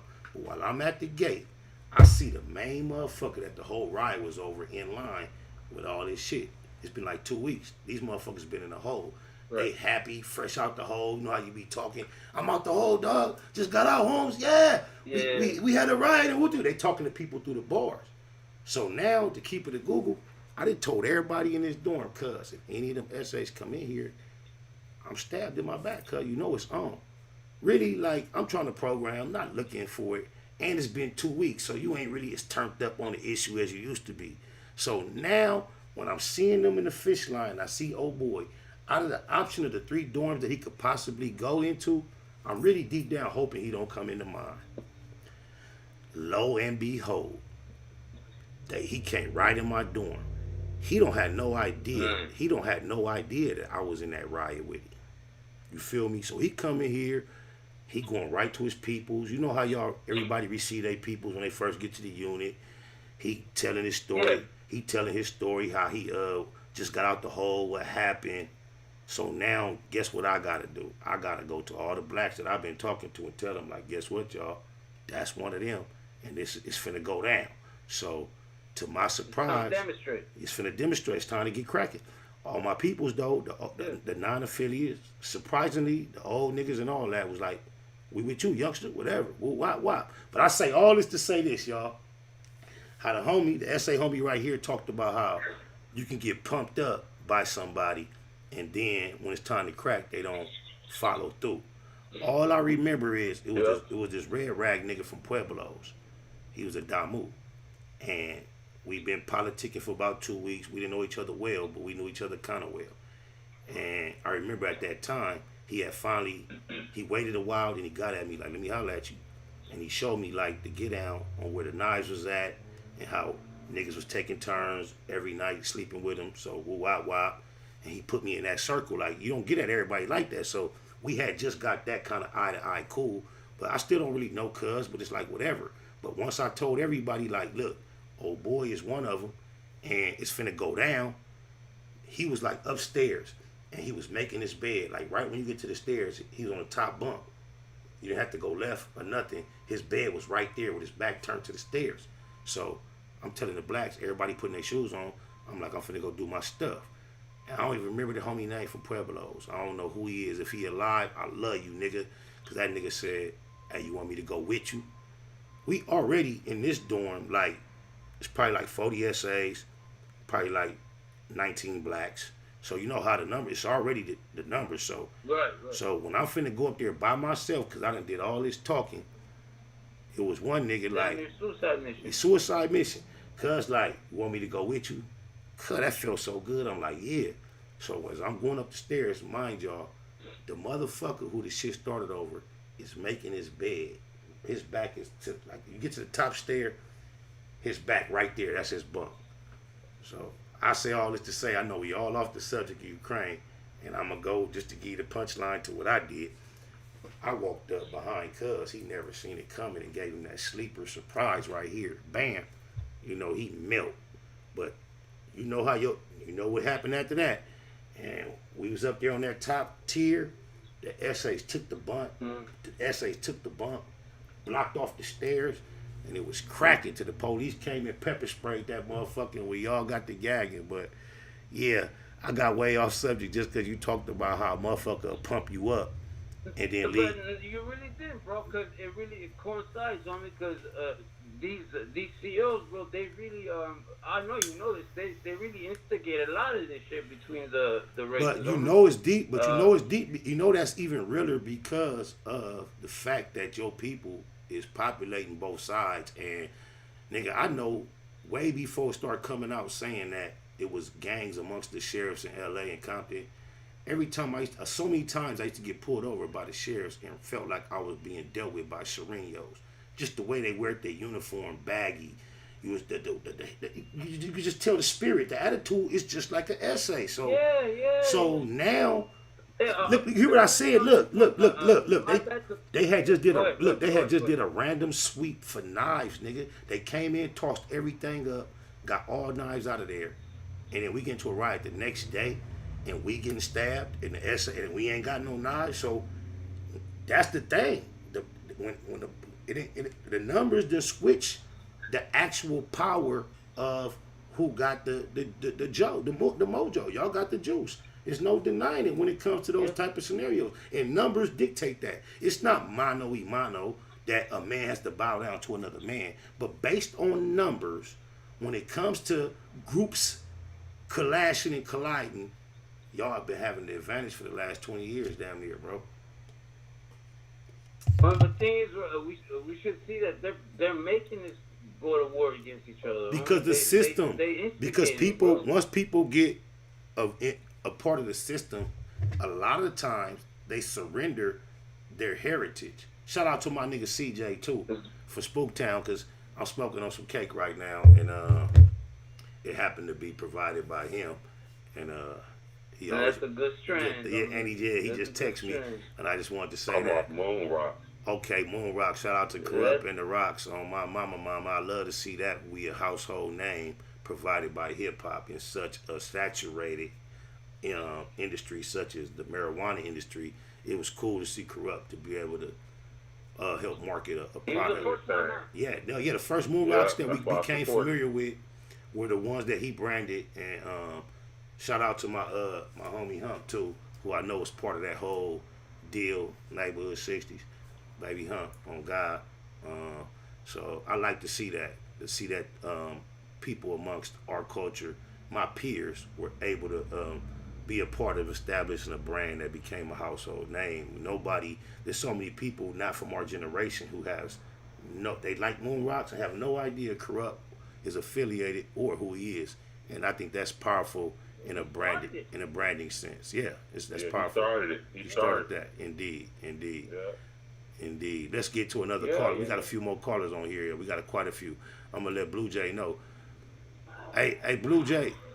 I didn't disconnect you, Blue Jay, but what happened was I heard a lot of background. So you was the first person I tried to mute, and the background disappeared. And now that I'm answering you again, I hear all that background. So I'm gonna put you back on mute, but don't think that I hung up on you, because your background is loud, bro. You hear me? Hey, Spy, just one last thing before I leave, homie. Okay.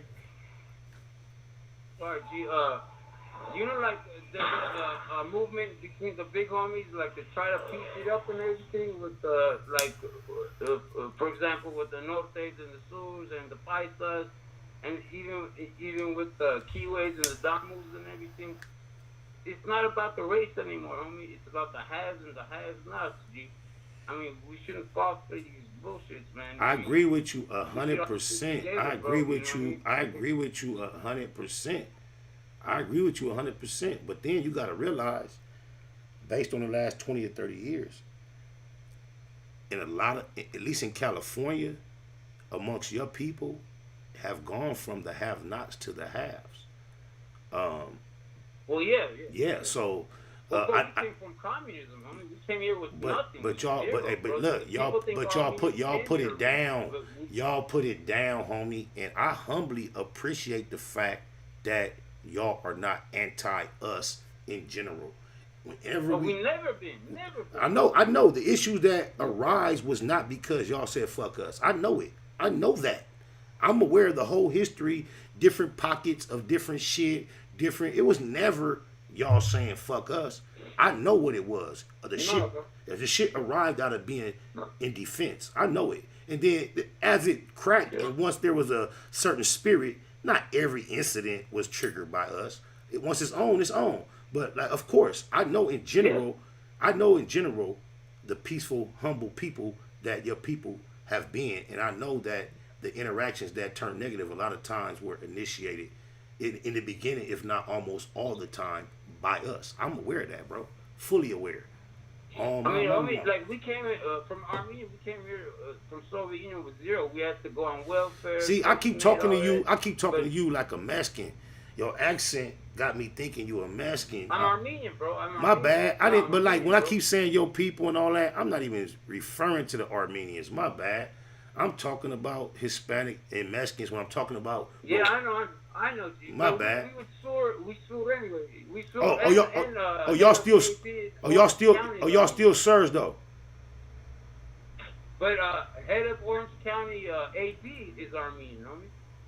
See, but see, look, So we getting look. You ain't gotta hang up, but we getting so far off the subject. Let me add a few more callers. You're welcome to go if you want, but it's a lot of people in the queue, and we getting so. Okay, homie. Do your thing, G. Much Do your thing. much love. All right. All right, homie. 6'5". Hey, homie, you got a book in you, G. You got a book in you, homie. Hey, I humbly and glad you acknowledge that, and you finna make me text somebody that's helping me with that today who's tardy with a report. Thank you for saying that. I'm on it. I'm on it more than you think because you said that. Good looking. All right, homie. Good looking, homie. Good luck on all your ventures, homie. Appreciate you. Much love. Oh, God. All right, homie. Much love to the SA. Okay, that ain't you, Blue Jay. Somebody from the 812 was calling. So I'm talking to you, 812 area code. The reason why you're on mute is because your background is very loud. There's an echo.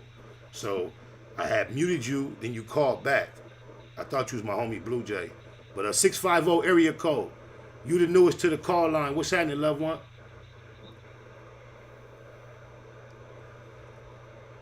$650, you gonna say something or you out of here? What I wish you? How you doing, man? Hey man, Jeter. Listening. Jeter, gratitude is the attitude, man. What's on your mind, kinfolk? Oh no, I was listening. When you were speaking about the Nigerians, a lot of people don't know. At first, I used to hear that, like when they do the census, like before they come to the United States, they tell them not to identify with us. You know what I mean? And so they give them a negative perspective about us. And that's why, like, when you do see Nigerians, you got to look at the community that they're in. You know what I mean? They make sure that it's a separation, so it ain't the system. You saying that. You know what you saying that. You know what the thought it just triggered in my mind. I believe that they have a perception of our experience in America post the immediate slavery and all the segregation and all that. I think they generally believe we handled the from the 60s on. I think they think we handled it wrong, and I tend to think the Nigerians, with a population similar to the Jews or the Koreans or any other population we see come to America and establish their culture and not be immediately dependent upon anyone else. You know what I mean? They got their churches, they got their stores, their hospitals, their banks, and they have it right here in our communities. I think the Nigerians believe them as a group of people in America with the opportunities as us as African Americans have been presented with, that they will have a stronghold similar to the other cultures. And I think that that's perhaps why they're indoctrinated to look down upon us, because they feel like we're not making the most out of what we could be established for us as a culture. But a lot of people will argue that they are experiencing the exact same thing with themselves on their colonized continent of Africa as well, because the same spirit of colonization and white oppression exists amongst them. The same spirit of lack of unity and African countries not being able to deal with one another in a sense to where they cannot be so reliant on outside sources for their sustenance is an issue. I often watch presentations of African leaders speaking to other African leaders about the issue that they're allowing Asians, Chinamen, and white men to dictate all the resources of Africa. Africa is the richest land in regards to resources that the world provided the world with. All the resources we need, from minerals to crops to herbs, the highest concentration of the most necessary things we need to fuel this earth are found in Africa. Yet the African people are not benefiting from it at the rate, far lesser rate than outside entities. So for some reason, this is the issue that plagues us worldwide, globally. It's not centrally located to one pocket, and you best believe it is a deliberate attack on the potential of the spirit of the whatever is amongst our people, what we are. There is, name me a white Martin Luther King. Just the impact that he's had on the world. Fuck what he did as far as being monogamous. Name a name. You know what I've realized in recent years? Every name that America has taught us to respect historically, such as presidents, were all slave owners. Exactly. And right now, if we raised our voice to say that we need to strip them of their respect historically based on that fact, you know there's a large percentage of America that look at us like we're fools. George Washington, Abraham Lincoln were slave owners. The Constitution that they revered and offered up declared us as less than human.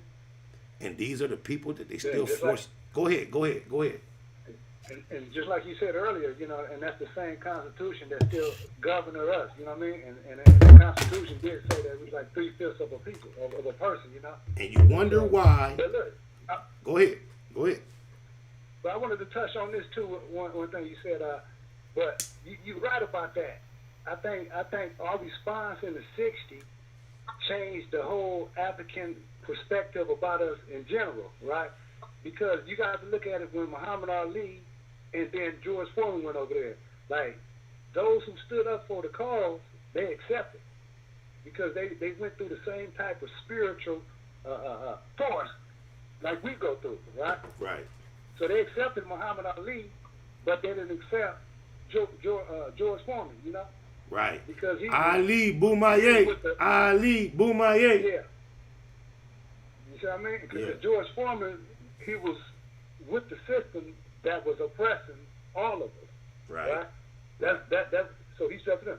But look, and so a lot of people don't know this, but foreigners, you know, the reason, and let me take it. I'm gonna take foreigners out, and I'm just gonna focus on the Nigerians, then, right? The Nigerians, right?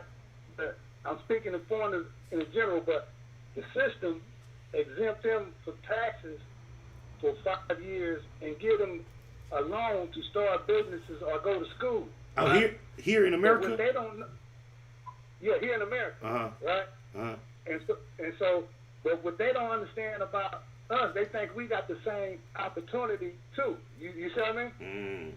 And so this is why they look at us with a condescending eye, because they think we got the same opportunity, not knowing that you know, foreign exchange students, they get paid. The government get paid, and they get paid to come over here, and the government get paid to bring them over. You understand what I'm saying? So it's about business. Right.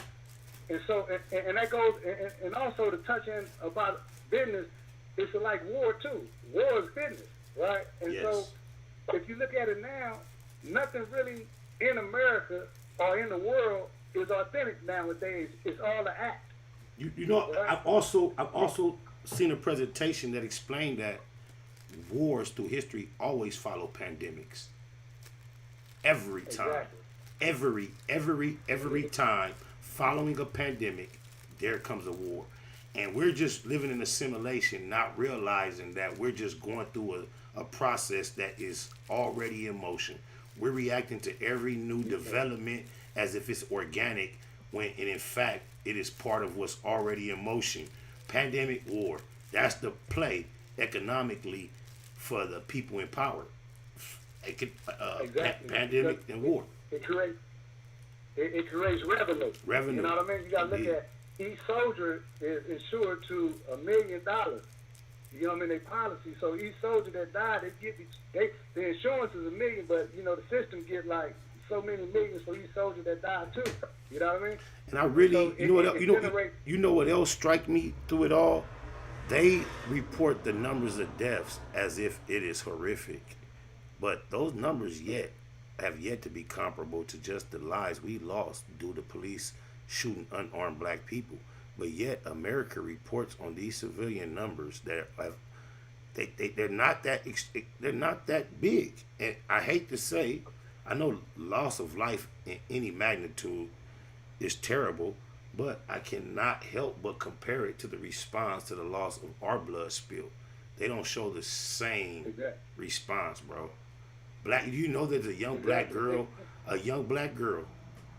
was not allowed to wear a swimsuit in a competition because her swimsuit said Black Lives Matter. Could you imagine right now somebody being disqualified from any type of participation due to having on a garment that said Ukrainian Lives Matter? It wouldn't happen. It wouldn't happen. No, it wouldn't happen. But can I touch on that real quick too about the Black Lives Matter? Even that, you know, like that's political. You feel me? Like when you look at the protesters and the riots, they're mainly like white folks out there, you know, and so they really pushing it, right? But using our emotion, but it's political gain for them. You know what I mean? But at the same time, they're using the emotion for us because look at this, like you notice Black lives they only come out when the police kill us, right? No, look. No, I don't want to look. I swear, we got 30. Like, no, look. On my mama. I do not want to get into a debate of the about. No. Wait, but look. I wasn't bringing up Black Lives Matter to even. No. I wasn't. Wait a minute. I wasn't even attempting to reference the organization. I was just trying to make a point and compare right now the sympathy the world is giving to Ukraine. Imagine a Ukrainian or anyone being in any type of competition and wearing a garment that expressed support for Ukrainian lives, and they're being received with anything less than compassion. That's the only comparison I was making. I do not want to analyze Black Lives Matter at all. Because you don't force me, please. After I've said that, I said in the beginning, what was that? Like when I said even war, it's all a show. No. Right? Just like what you said earlier. They sacrifice lives for $1. Indeed. I'm aware. It's a business. Even war is a business. They look. Tie it up. You gotta look. This is all I want you to realize. As much as I appreciate our dialogue, we can't rest here. We got other people waiting to speak, and you and I, we could do this. We could do this personally for hours. Apparently, obviously, but each thought triggers a new thought. A lot of people. I hear a lot of people going around, right? Mm-hmm. And they saying, they killing women and they killing kids. But one thing I know about the conqueror, they never gave a damn about killing women or kids. Look.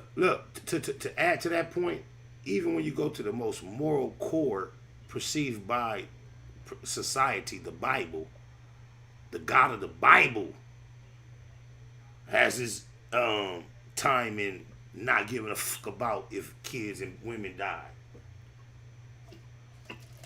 So I understand what you're saying 100%. I've been aware for a long time that when a nation such as America decides that they're going to bomb a territory, their consideration typically at times is which locations have the least amount of children and women, because they know they're going in there to get some children and women. It's inevitable. I remember being in junior high school, and one of my childhood friends, his father was a Vietnam vet, and he experienced stepping on a booby trap and having spikes come up and hit him in his face and his chest. He survived it though. He used to pull his shirt down, show us the wounds. He had a few, but it hit him like that. So he used to tell us stories, and he told us It's a regular black man, went to Vietnam. He ain't no thug, gangster type dude or nothing. He was very articulate and professional post these experiences in his young life when I knew him in junior high. And he used to tell us that he used to be so cold, they used to get the villages, and their orders was to separate the women from the children, and they were supposed to put the women and the children in one group and send them somewhere, and then take the men as war prisoners and put them somewhere. He said it was so common, though, when you get to the village, to pick up a baby and the baby would blow up, that him and his crew, they used to get to a village and be like, fuck that, and just shoot, just kill everybody in that motherfucker and keep going. That's the side of war they not showing. Yeah, no, real talk. These ain't no gangsters. This ain't no gangster, thug, killer, or none of that. Because they were so scared. Yeah. They were so scared of the possibility of picking up a baby and it blowing up. They used to smoke the women, the children, the daddies, and all that, and keep it pushing, cuz. No, real talk. Hey, look. To be honest, I'm gonna tell you something. Now, even with the Ukraine war and all that, to be honest, man, I became numb to all that shit a long time ago. You know what I'm saying? Because, I was reading, throughout history, like, you say the Vietnam War, right? They estimated like 50 to 60,000 people died, right? Mm-hmm. But in the 10-year game war, they said 100,000. So I think. And then in the transatlantic slave trade, let's talk about the millions. And through slavery and segregation and black oppression due to violence and lynching, let's talk about the millions. Yeah, and I don't see the world in general having the same response to the atrocities that were inflicted upon our people that they have for the rest of these non-melanated people. So I'm numb to it too, loved one. Like I say, you and I could do this. You and I could do this forever. Let's be fair with the airtime. 804. Oh yeah. 804. What's happening, loved one? Talk to us, man. We'll talk back. 804 area code. All right, you've been on hold, but there you go. What up, cuz? Talk to me. What's happening? Yeah. That's the same thing I thought when I saw it that they, they were so concerned about what they was going through. Wait. Hold on. We can't hear you, bro. You gotta sit up, open up, say it with your chest. Yeah, put some bass in your voice, huh? Put some bass in your voice. Slow down a little bit. Can you hear me? Yeah, I can hear you. There you go. Project a little bit. Just project. I can hear you.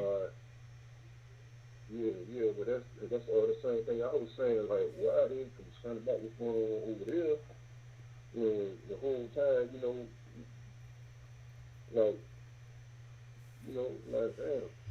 y'all not worrying about what we going through over here. We never get the appropriate attention or consideration, it seems. You know what I mean? And then, it's all politics, you know what I mean? For real. So basically, what you're saying is, they got to deal with challenge. What challenge do you? What challenge are you referring to? No, I'm talking about. I said China. Oh, China. Yeah. You remember when COVID broke out? You remember seeing videos of blacks getting a real adverse treatment in China when the COVID stuff was going on. They was getting beat in the streets, and apparently I remember them getting less reception, attention, concern than everybody else. I remember the reports were surfacing then via social media, although the mainstream media did not cover it. It seems as if blacks getting treated like that around the world is something that the average American can view and not be surprised at, and their heart doesn't get all struck and tender. They don't get all concerned and engaged like they see when they find out the Ukrainians, who also treat blacks like that, are somehow being treated according to them unfairly by Putin. And if you haven't heard Putin's perspective from his own mouth on these issues, I advise each one of you to go find some content where Putin is speaking for himself. And a lot of times he'll be speaking and you may have to read what he's saying or you'll find content where someone is translating. Either or. Go hear what Putin is saying about these issues. It'll give you a whole nother perspective. It's almost like watching what they consider conspiracy theory presentations about 9/11. And I don't know what type of brains you guys are operating with, but if you watch like Michael Moore, and some of the other well put together documentation that says that 9/11 was an inside job, I declare that it is impossible to watch some of it and not believe it. Impossible. It is so far more difficult for me to accept the story that the mainstream media and the government has given us versus what they consider conspiracy theories. What they present as what actually happened seems far more probable than what the government has said. Go ahead, y'all. Yeah, but this is my thing right here, though. They don't really care about each other. They had wars, World War I, World War II, where they were killing each other. But look, that's why we have to be intelligent enough to realize it's not about love, affection, care. It's about survival, intelligence, and wisdom, and being competitive in a market and in a world platform to where everyone else is executing in a certain fashion. What does it look like coming to a relay race and everyone else is passing the baton, but you got one motherfucker in your team that want to hold the baton and pass up every leg and don't want to pass it? You don't have to care about the motherfucker you passing the baton to realize the ultimate goal is for this team to win, and realize the best thing for that to happen is to give that individual the baton and not somebody in the next lane. We don't have to care about one another as individuals as much as care about us as a unit. You're not going to be in love with every... Go ahead. Yeah. Go ahead. But this is my thing, though. It's never about people. It's all politics. It's all about land grabbing and resources. You know what I mean? It's all about who. But the point is, but look, we know that you're preaching to the choir. You're preaching to the choir. The point is, we do not have a competitive presence at the table of politics with this land and all that. That's the point. We know what it's about, but we are not represented as a competitor. We are at the table only as someone in need of assistance, and when we are actually the inhabitants and the people that occupy the richest land upon the face of the earth. That is the issue. Politics are in play. We are a part of the politics, yet we are not possessing power. We need to find our path to possessing power, which is unification, whether we care about one another or not. Because like you say, the same individuals that used to kill each other, who don't care about each other, have found a reason to unite. You know what I experienced? I used to go to the county jail, and the way the Mexican mafia had their line pushed wasn't no beefing between Sereno gangs in the county jail. I don't care if on the streets, it's on site. When you came behind this motherfucker, that's your brother. And I used to watch niggas who would be shooting at each other on the streets yesterday, get in jail, and eat off the same apple today. It's not about caring about a motherfucker. It's about us finding the mentality to understand that the only way we are going to find equality with other world powers is treating one another as a unit and moving in some sense of synchronization to be competitive, not anti, not to be violent toward any other group or sect, but every other group, sect, culture, they move in unification to the point where they raise their voice. It has an impact on what's going on. Do you realize, as a people here in America, if we cease patronizing the majority of the business that we do, we can make an effect that no other people can. Got a major, like, as far as what we spend in this country, our economic impact is crazy. Bro, can you imagine a mind frame of all of us taking that dollar and turning it inward and trying to make sure that dollar is spent with us? Do you know the impact that could have on us as a people right here? And we're so far from being there, to the point that even after we tried to have whatever boycott on Gucci a few years ago based on racism, we got Jim Jones, who was supposed to be part of this presentation. We're going to leave him out for another day because we got on Ukraine so long. This nigga just found himself crying and complaining about spending $30,000 in a Gucci store and not got treated fair. BayMacStreetwear.com. Support black business. Y'all want to spend a grip on some fly shit with your peoples, man. So many black people putting the effort in to having products that are comparable or at least good enough that we are overlooking to go put on some shit made by some people who don't give a fuck about us. Stockholm syndrome. Back to what we was talking about earlier. But you know, look at it. Most of those these major companies that people that we go and buy these products from are associated with government officials. But what is it about us? But what is it about any human being? What makes any human being want to be so associated with something that does not, that has a disdain for them?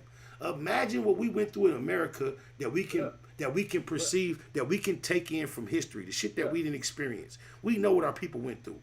What does it look like to want to be cool with them people? That's Stockholm syndrome. It's nothing else other than Stockholm syndrome. Okay, if we forced to be here and accept that, our spirit should naturally be, we need our own of everything. That should be the voice, and I suspect that's why the Panthers were infiltrated and eliminated, because that's what they was about. Not, hey, can we be cool with you? Guess what? The same way. But no, look. Come on, can I look, I want to say this too, because that makes a lot of sense, right? What you said. But even with some other races, because like, see, America sell the world a dream, and mainly they sell us a dream, and that dream is democracy. See, everybody's so caught up in democracy, and they fail to realize what type of system that we live under. We live under the capitalistic society, so you got to have capital. It's capital. Money makes you powerful in America. Right? Period. And so that goes back with what Malcolm X said. He said a race with no power and authority is a race with no respect. Right? We have no power. Right? So we have no political power. Everything is bought. Everything is for sale in America, in this country. Everything. But that go. But then. Even But you know what? You know what you just said? You know what you just said is so true. And you know what's included? You know what's included as everything being for sale, and what's excluded? It seems like us as a people and our interest in our own is for sale, but other cultures are not. So when everything is for sale, also included in everything is our interest. But other people, I swear to God, bro, I've heard it said so many times, but I just really realized that in our communities, everywhere we go to spend our dollar, we spend it in every motherfucking where. Everywhere we go, we spend it with somebody that does not look like us. Everywhere. That's what. Talk to me. But do you see? If you look at the meaning of democracy, it means majority rules, which doesn't necessarily apply to the people. It means the majority rules. So when you look at that, you're talking about, as far as. But we know, even with that being in place, even with that being a fact, we know that the 1% rule. So democracy is a hoax. It's an illusion. It doesn't exist, because even with it being established, and in place, the 1% still have the sway over all the pertinent issues. So we know, even with democracy, even that being a definition, with democracy being in place, the majority does not rule. Yes, because look, watch this. Because you got to look at it at one point in time. I'm talking about as far as political.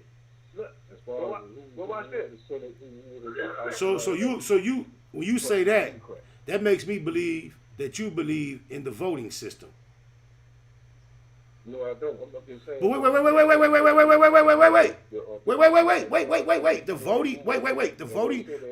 voting system, the concept of the voting system is totally in line with what you just expressed as the majority rules. That's what the voting system dictates. And that's what they utilize to keep that concept in place in front of the people. So how do you not believe in the voting system, yet you still subscribe to the concept that the majority rules in this society? That does not coincide. So I said that in taking out of my context is as far as the Republican office. The majority rule, the Republicans had House and Senate. So they pretty much had a say on what got passed and what didn't get passed as far as laws and all that. You know what I mean? I don't agree with you, bro. I believe influence. I believe the minority rules. I believe the exact opposite. I believe there's an illusion. I believe there's an illusion sold to the people. I'm talking, sir. I'm attempting to express myself, sir. First of all, you are very difficult to understand. You sound very muffled and very low. And then everything that you're expressing seems to be contrary to what I believe. So it triggers me to respond. And as I try to respond, you're trying to drown me out. That's not going to work. I'm going to be the one that dominates if I choose to. And if you see me attempting to express myself, please, I beg you, don't go word for word for me. Because then no one can understand what either of us are saying. And then you're irritating me. I'm very less interested in what you're saying than I am in being able to say what I'm attempting to say. So please allow me to drive. Don't try to grab the steering wheel. That's going to cause conflict that's unnecessary between you and I. You dig, Elias? I hope you understand that and that doesn't offend you. But because of that, I lost my thought. So, Chili Bowl. What that kid do, bro? Eastside business, you already know. Chewed up with a blue cup on my mama with my PPP apparel on with that OG logo. Hey, that shirt. Okay. That shirt though. Yeah, that shirt though. Okay, say less. Talk to us though, man. Hey, we really, huh? Hey, you know what I say, Chili? No. Whoever that is saying, look, Spider, please don't be so rude. No, that's Midget. Oh, what up, Midget? What up? No.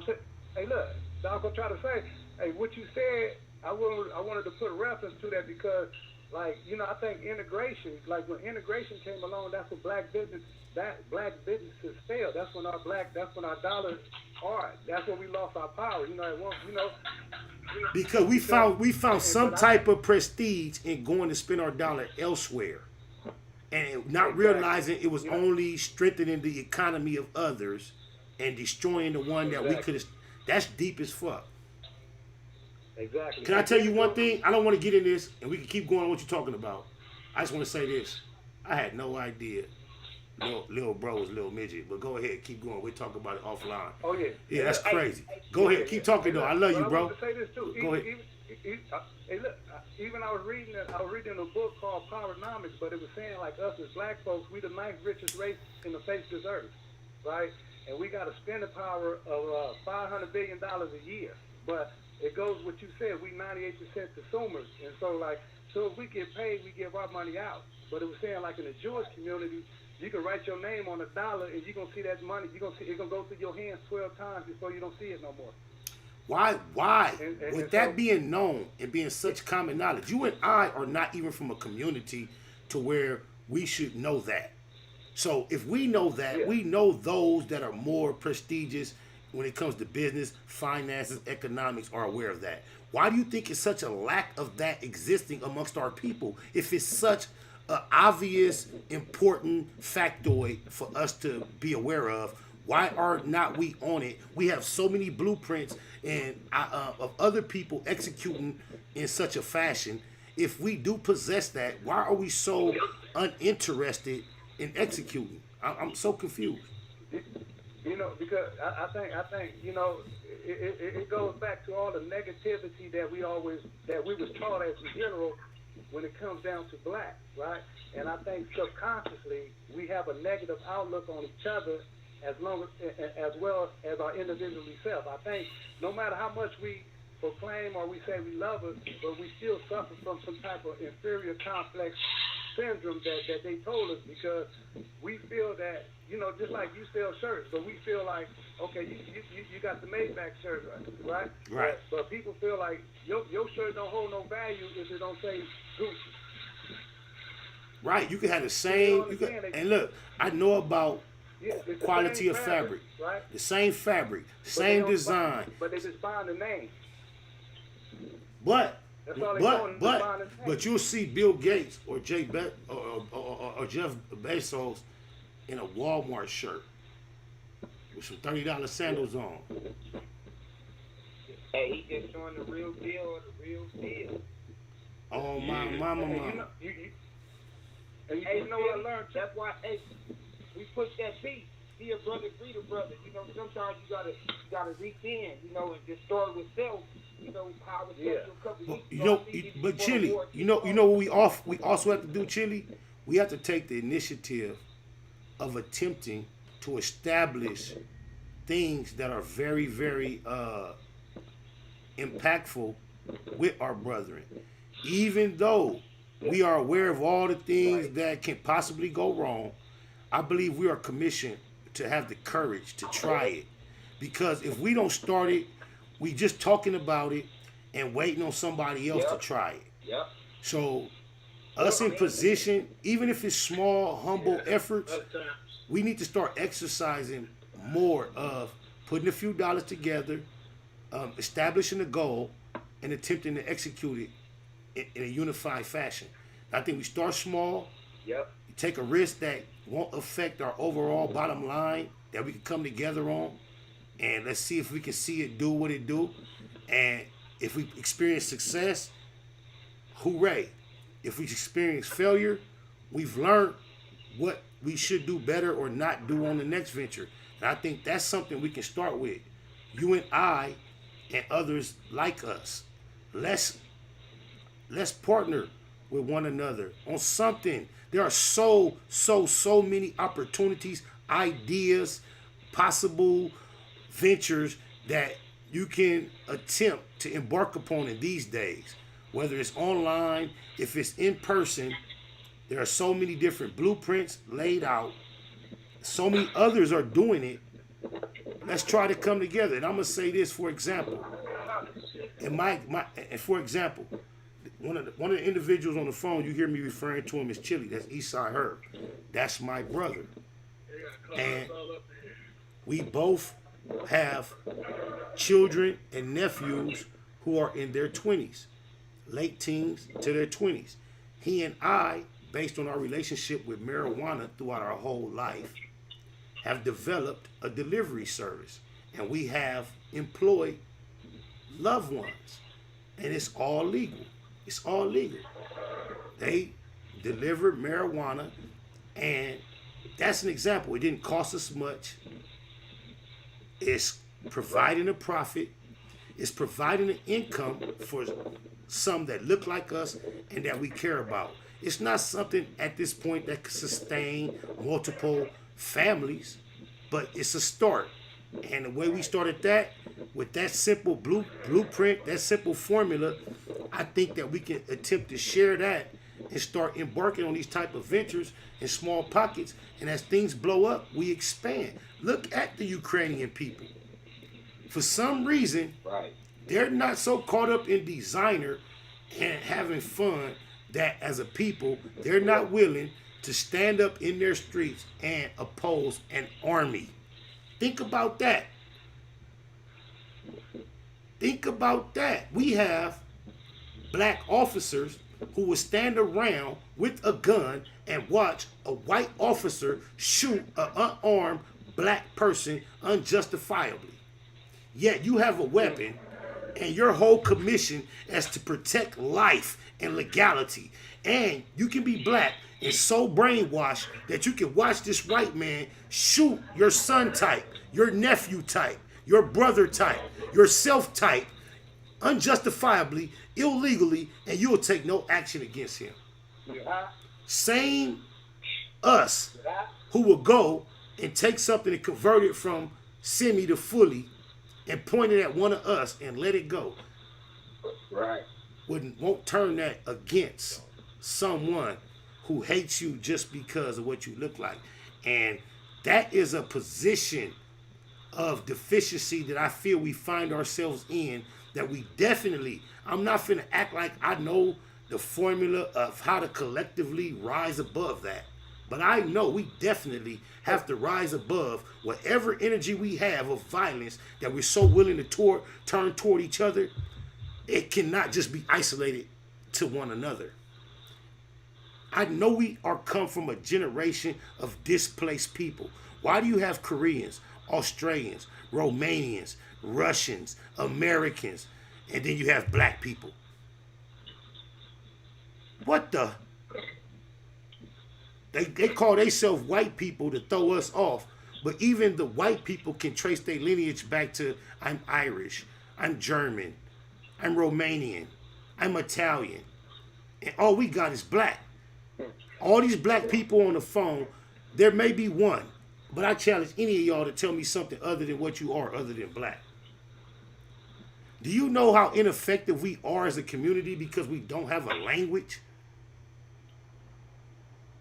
You know how it feels to go into a nail shop or into a business that you're patronizing and people are smiling in your face and talking to you friendly, and then immediately after communicating with you, they communicate with their peers in a totally other language, and then there's laughter.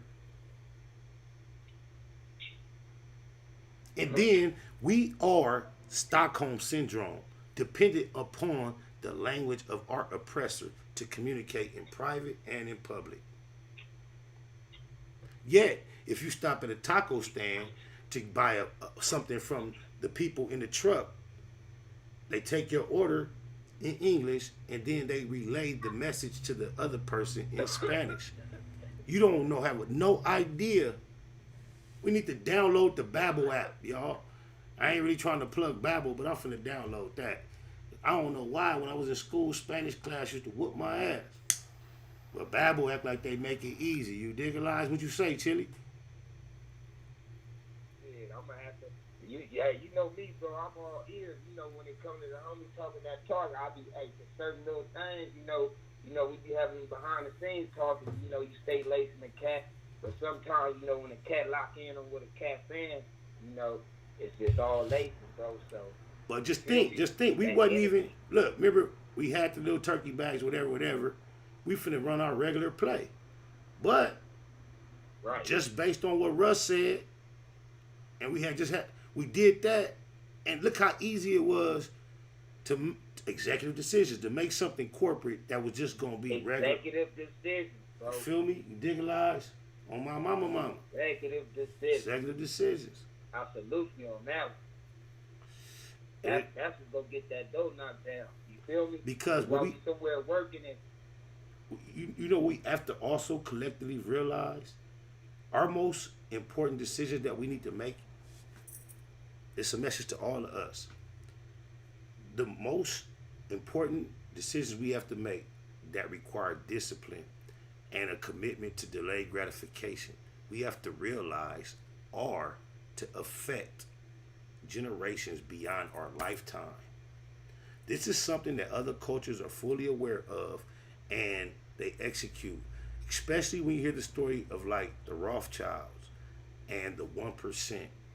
There are systems that are in place right now monetarily in this world that control everything, that were established by people that lived hundreds of years ago and made decisions and established certain policies to affect the world all the way up until now, knowing that they were nowhere near in the realm of possibly being able to see the results of what they were putting into motion. They're dead and gone now, and the things that they put into motion years ago are in full effect right now, and they totally committed themselves to those issues, knowing that it was a possibility that if they did so, that in 2022, certain things would be in effect. But it was also a possibility. 60 seconds. There was also a possibility that they would not be successful. And we have to realize sacrifice. When it comes to success as a unit, Drop the stick. we have to be committed to sacrificial dedication. You cannot be so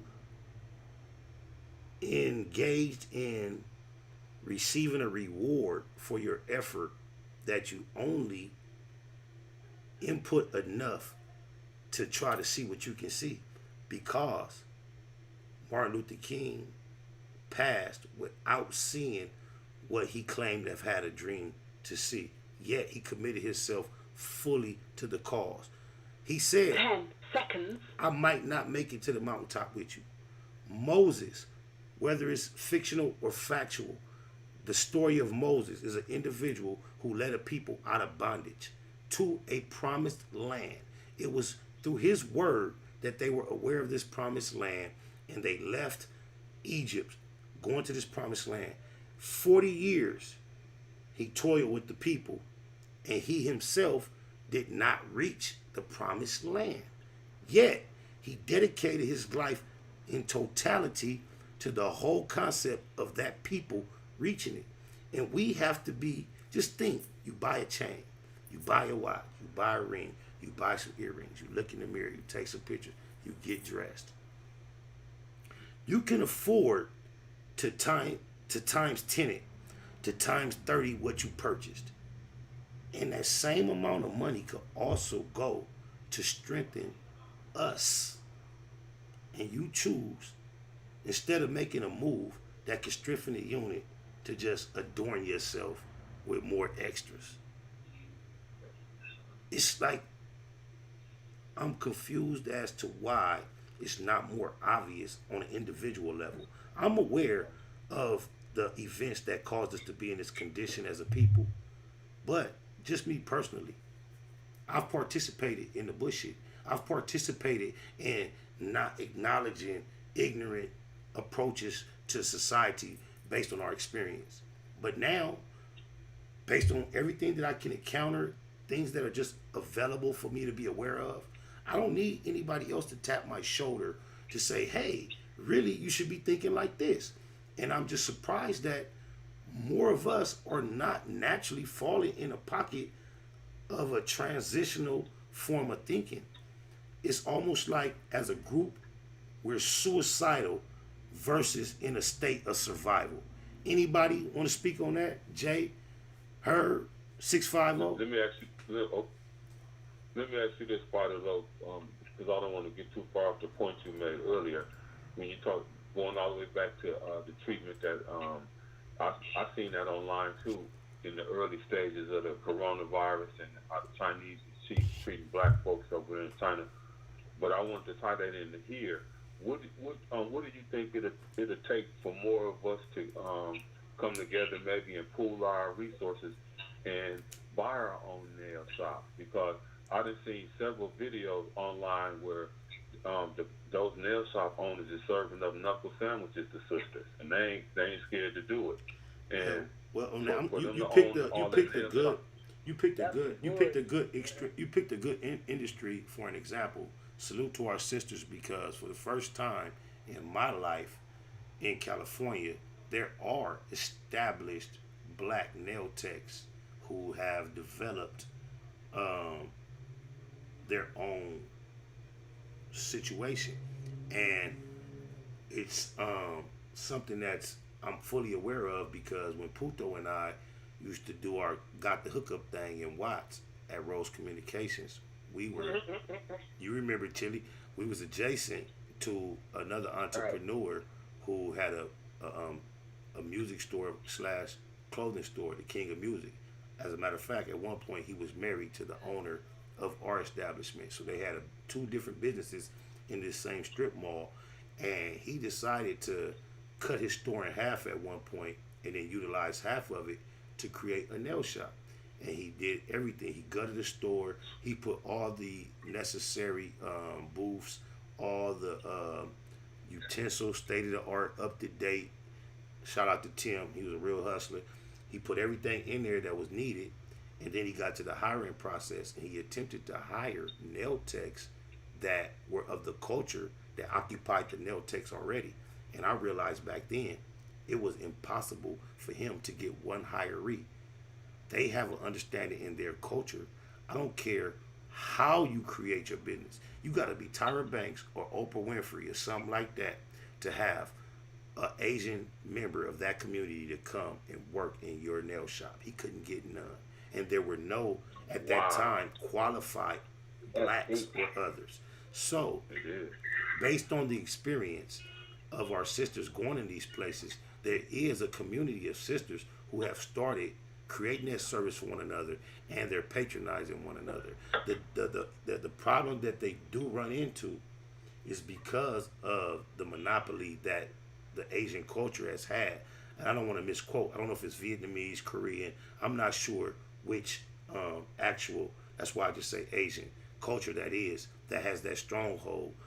They have a buying power when it comes to buying in bulk, where our sisters who are not as well established, as unified, who cannot go purchase wholesale and benefit from the lower costs, are faced with higher purchase costs. Therefore, they're forced to charge a higher price, and it gives the other sister who's just trying to patronize you generally the perception that I want to come to you, but your price is so crazy, but they not realizing you're not able to charge the price that the Asians charge because you're not able to purchase in bulk and receive the discount that they receive. You're a private owner embarking upon a new venture, and when it comes to wholesale, they're so established, they have, just think, we don't realize this as we're going to patronize these businesses. But when you see this nail shop in Gardena, that one in Carson, that one in Torrance, that one in Watts, that one in Compton, that one in South Central, a lot of times it's a family that owns all those. And when it's time to purchase materials, they purchase in bulk. Therefore, when they have to establish a price point, they're able to establish a price point that your sister, who's going to these same wholesalers, not benefiting from the price that they're benefiting from, because you know in business, the more you buy, the cheaper it is. And that's an issue that they've been running into. So there's so many moving parts. You just put me up on game. That's an issue. There's another issue. For some reason, even though we can go to church and do communion and wash feet, there's an issue amongst our sisters of not wanting to take every foot that comes in the door.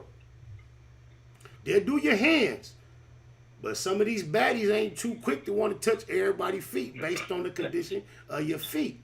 And one thing the Asians have committed themselves to do, I don't care if you bunion, onion, or sunnion, they gonna get with your feet. And they gonna treat you like your feet is as pretty as anybody else's. And some of these sisters, from what I have learned, are not that apt to be just that open to everybody's feet. So those are the few of the factors that affect what I see as a growing industry. They get down and dirty. Because when you go to cities like Atlanta and to the Carolinas, you see full service black establishments for manicures and pedicures, and they're thriving.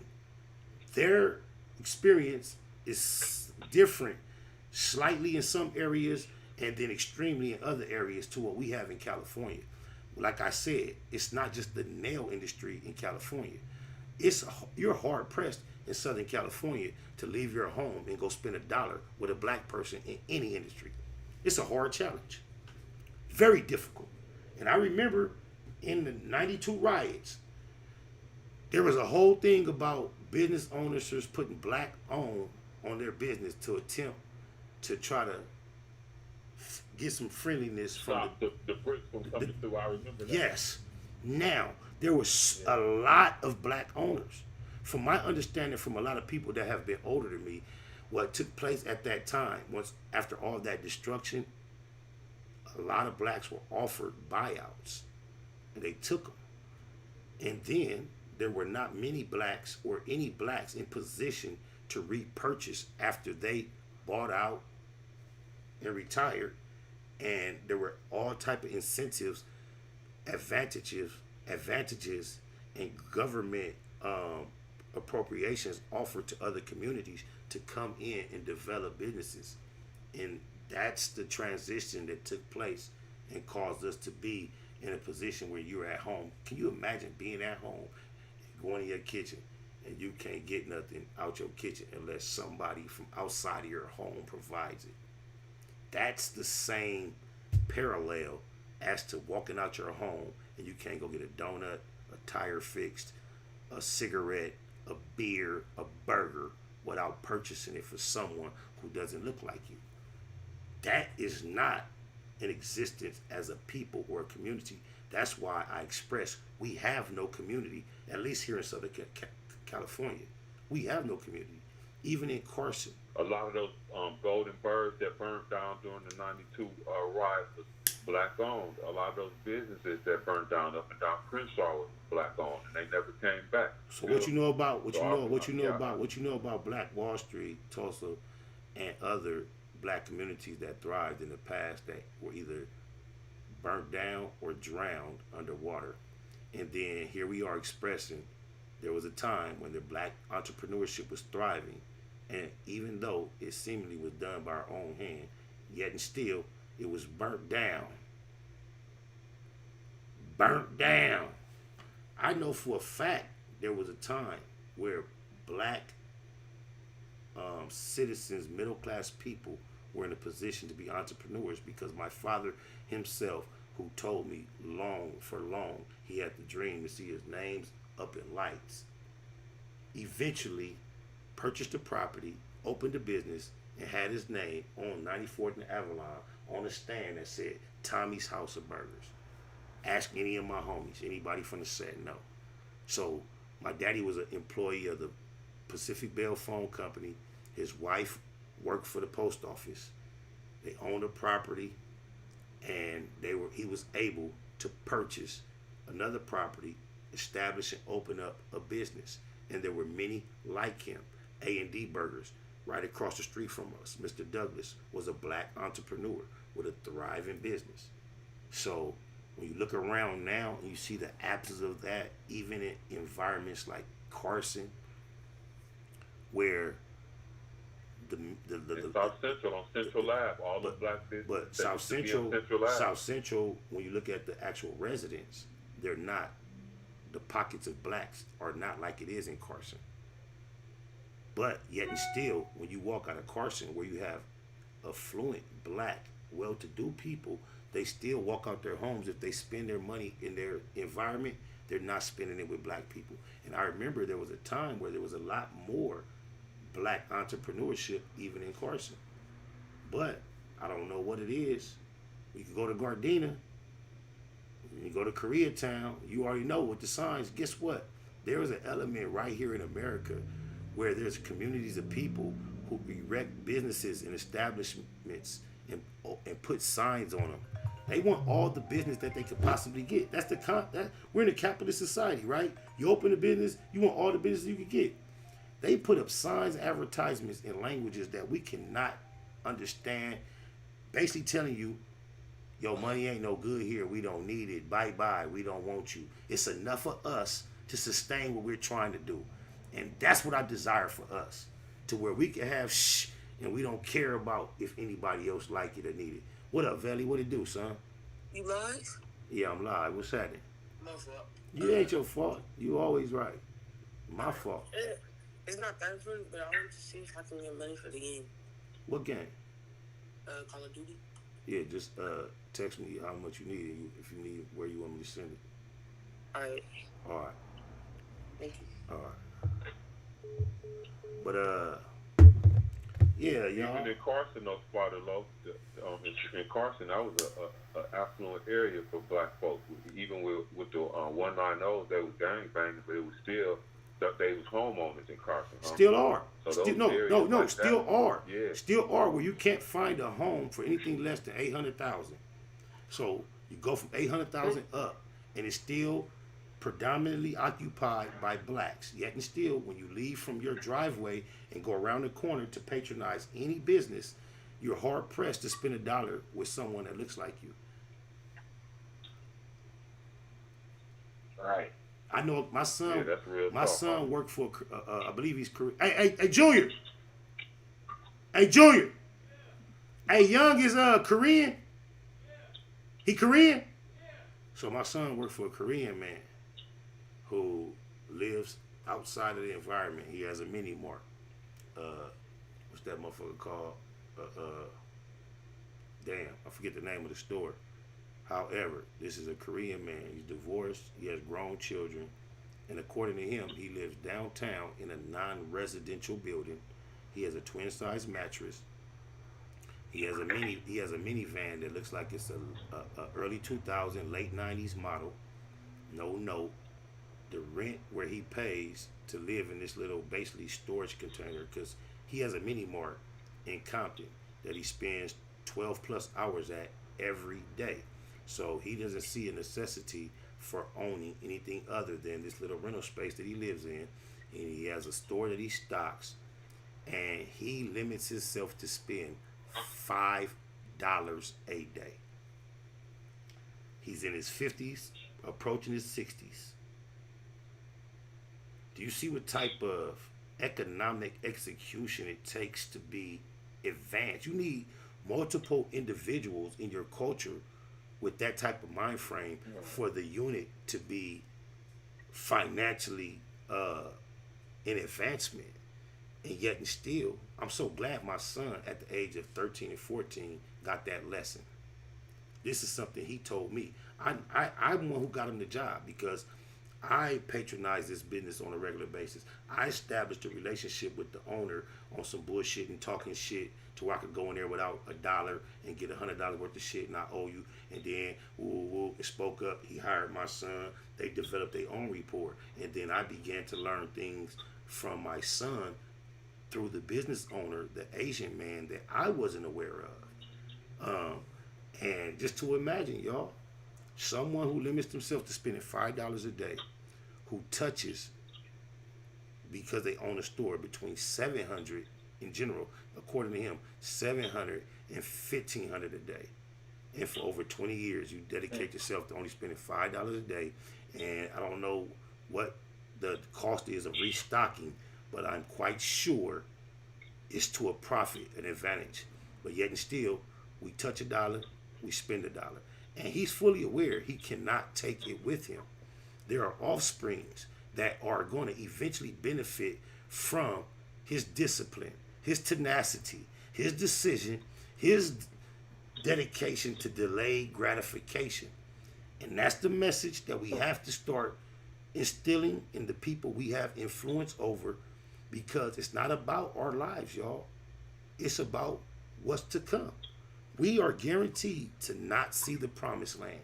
There is not going to be a catastrophic, miraculous event that somehow black people are going to arise to their rightful respect level in the world. So if you start judging how long it's been and how long the future may hold, you can intellectually, intelligently decide, okay, my efforts are typically going to be for a time in the future. And if we cannot be satisfied with that, we're not going to see the effort that's necessary. Colin Kaepernick, just think about it. Oh, we got it now. He had the potential to focus on his personal interests and maximize his experience as an American, as an athlete, as a person in a millionaire lifestyle, a celebrity. He could have thought about himself and made decisions to where he could have made sure he got the most out of that experience. However, it took sacrifice, y'all. We got to include that word around here on a consistent basis. Sacrifice, delayed gratification, discipline. Sacrifice, delayed gratification, discipline. These are concepts that we have to embed into our everyday thinking. What is it? It's nothing wrong with wanting to adorn yourself, even in excess, with things of this nature. And I only say that because I've seen images of our ancestors who adorned themselves greatly. But when you saw them adorn themselves in precious metals in an excessive fashion, they were always in possession of excess. There were kings and rulers who threw on the extra metals. When you see our ancestors who had on a lot of adornment, who weren't rich, it was never precious metals. They would have things of wood and things of that nature, and they were enduring themselves in that. And it was a whole nother spirit about why they wore these trinkets. Of course, the person that was a majestic, majesty, royalty, who had a lot of things, yeah, we see they had gold everywhere. But the average one of our ancestors who put on a lot of ornaments, it was not the flashy ornaments. You see it, they were culturally based. They had a whole nother meaning. So I don't aspire to try to appear as if my adornment is relative to someone of royalty. It's easy to present yourself as such. It doesn't cost outside of my affordability as far as buying a whole bunch. I can have it, but when it comes to appropriately placing funds where they're desired, it would be a very unintelligent purchase for me to purchase enough adornment to make people think I actually am in a position that I am not. But I see a lot of people do that. You dig, Elijah? Anybody got thoughts? Anybody? Not specifically on that. Anybody? Everybody? Nobody? Yeah, I see something I want to speak on real quick about. I think if you look at the model with Homeboy Industries in LA and how blacks and Mexicans work together, ex-offenders are hired to run their bakeries, and you know it's a successful collective effort between black and brown. That's the model that we're going to have to subscribe to, because the Mexicans have the numbers now in LA. So we're going to have to work with them and not against them. I know the younger generation, they want to still kick the dust up, and they want to, keep this division going. But them days is over with. You know, we gotta come together. Just in my opinion, from what I see, from where neighborhoods that I normally used to see that was all black is now all Mexican. Oh yeah, mine in particular. I'm from the '90s. Not necessarily my neighborhood in Compton that I come from as much as my neighborhood in South Central. My neighborhood in South Central has turned over almost 97% versus in Compton perhaps maybe 60%. But it seems like the natural evolution of things, that when properties are vacated by one of ours, they are then occupied by one of theirs, and that's just the way. No doubt. That seems to be the trend. That seems to be the trend. Look like Southgate now. Oh my mama, cause you go on 97, cause I can remember all my life. There were 10, 11, 12, 13, 14 different addresses that, in a case of me being a safe haven in an emergency, unannounced, I knew whether the people were going to be happy or not when I got there. I could hop their gate, run in their back door, and do what I needed to do to get away from. And I might have to fight with them, argue with them, fuss with them, but they not finna run me back out to the police. That's over. Yeah. That's gone. That's gone. Yeah. It's gone. Them days is over. You got one or two. You got one or two. You got one or two now out of 15. Yes, and then you gotta hang out in front of that one or two. So it's not like usually you can hang out here, and if they come, you got options. It was like a joke, like, boy, you never know. Yeah. We had a gate on 98 in the field, and I'm from 99th. When you hop that gate, you on 99. Imagine all the what you let me hop this gate, you'll never catch me, cause you never know where I'm gonna go. Guess what? That's gone. It's one house on 99th that if I wanted to hop that gate, and it's up to that one person being there. It may be, you know what? It might be 3 or 4. It might be 3 or 4, but it ain't. I used to pop up at any backyard on 99th to hit the back door. Anyone. And it ain't like that no more. Yeah, that's over with. Yeah. It has a lot to do with me not applying myself to the immediate environment any longer. The most common hangout that anybody from 1st Street to 190 know, the 9/7s to be at, is in a big wide open field on 98th. Guess what? The city done put a gate around and cameras around that thing. That field provided my escape, hop the wall, to be on 99th. the street that my father owned property on since the 70s. I knew all the neighbors. They were all my childhood friends. I knew their parents. So like I say, whether they desired it or not, I could access if in an emergency. They took that field that we used to hang in, so they would have to approach from 98th on the street. We had a whole field with a street and a back wall full of backyards that we can just break to. And they had to come from the street and try to catch us. They put a gate around that field, cuz. Chili, tell them what it did, how different that look. Oh, it's caged. You caged. They got you caged right there.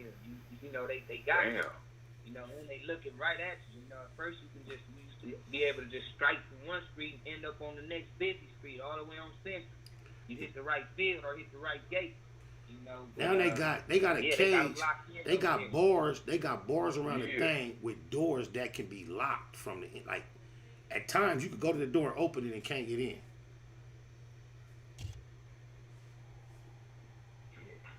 They basically took it. They stamped that. They took this. They took it. You know. So you know the caliber. You know the caliber of street nigga you would have to be around way before that was what it was, and still be for some reason so sprung on that environment that you still around trying to be the same nigga you used to be.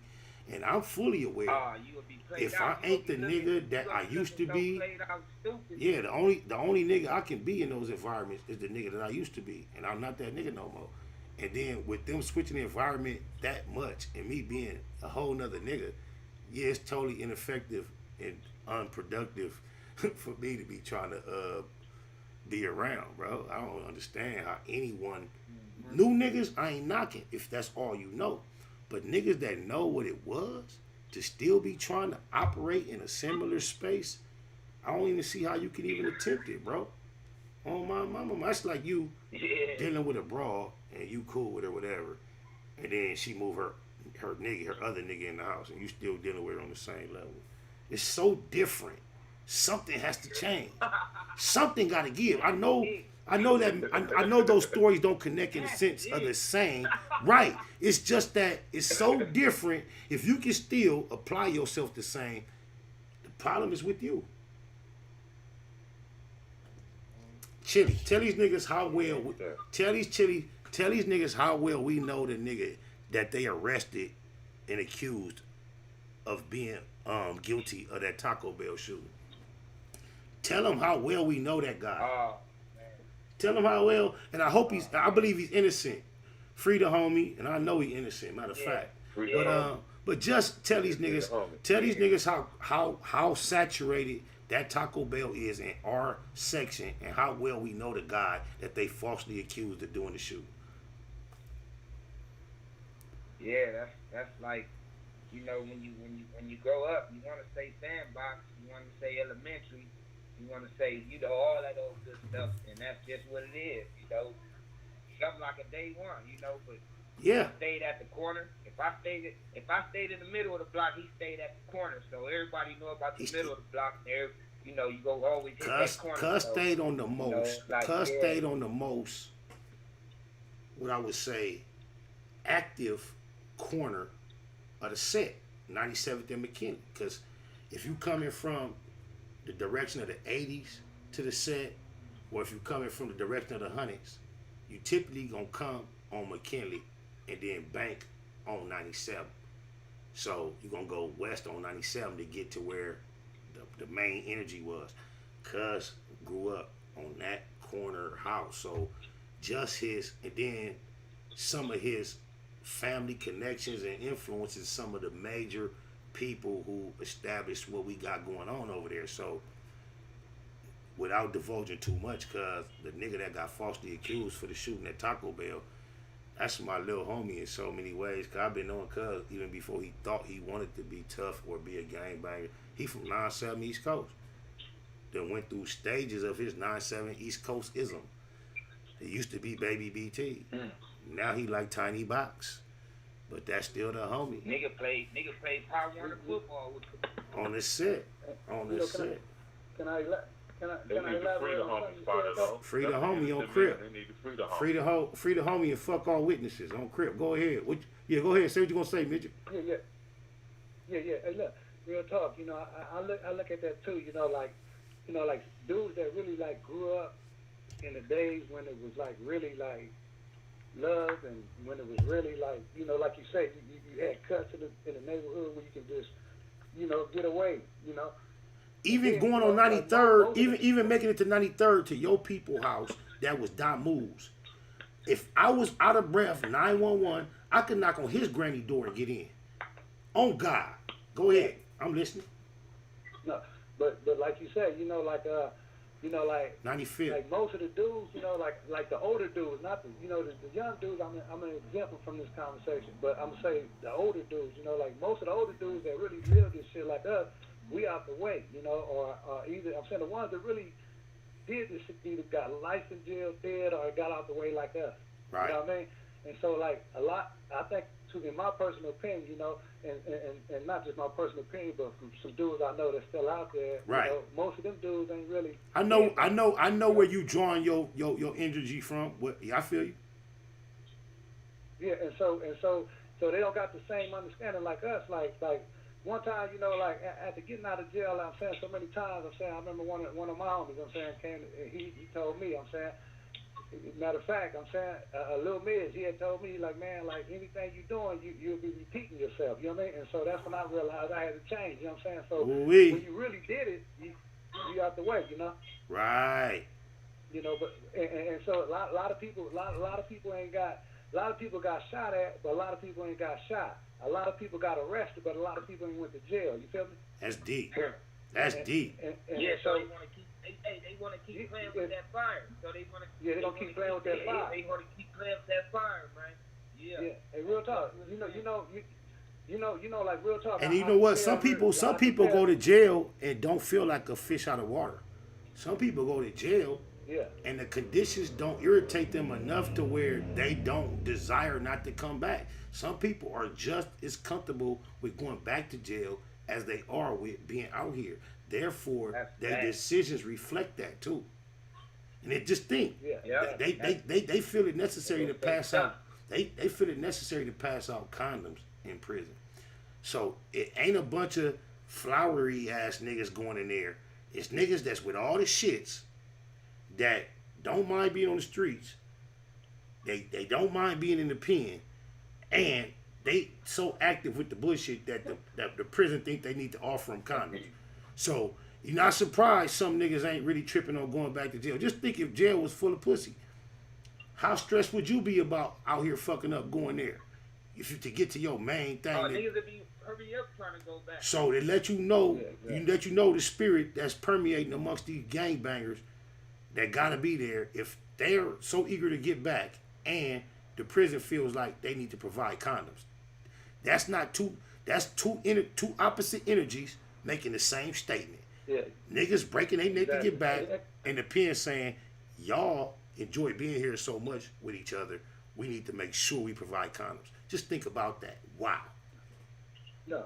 Hey, look, and what you said too, I had to think about, like me, like I was thinking, like I said, damn, you know, like after doing so much time and shit, I'm like, damn.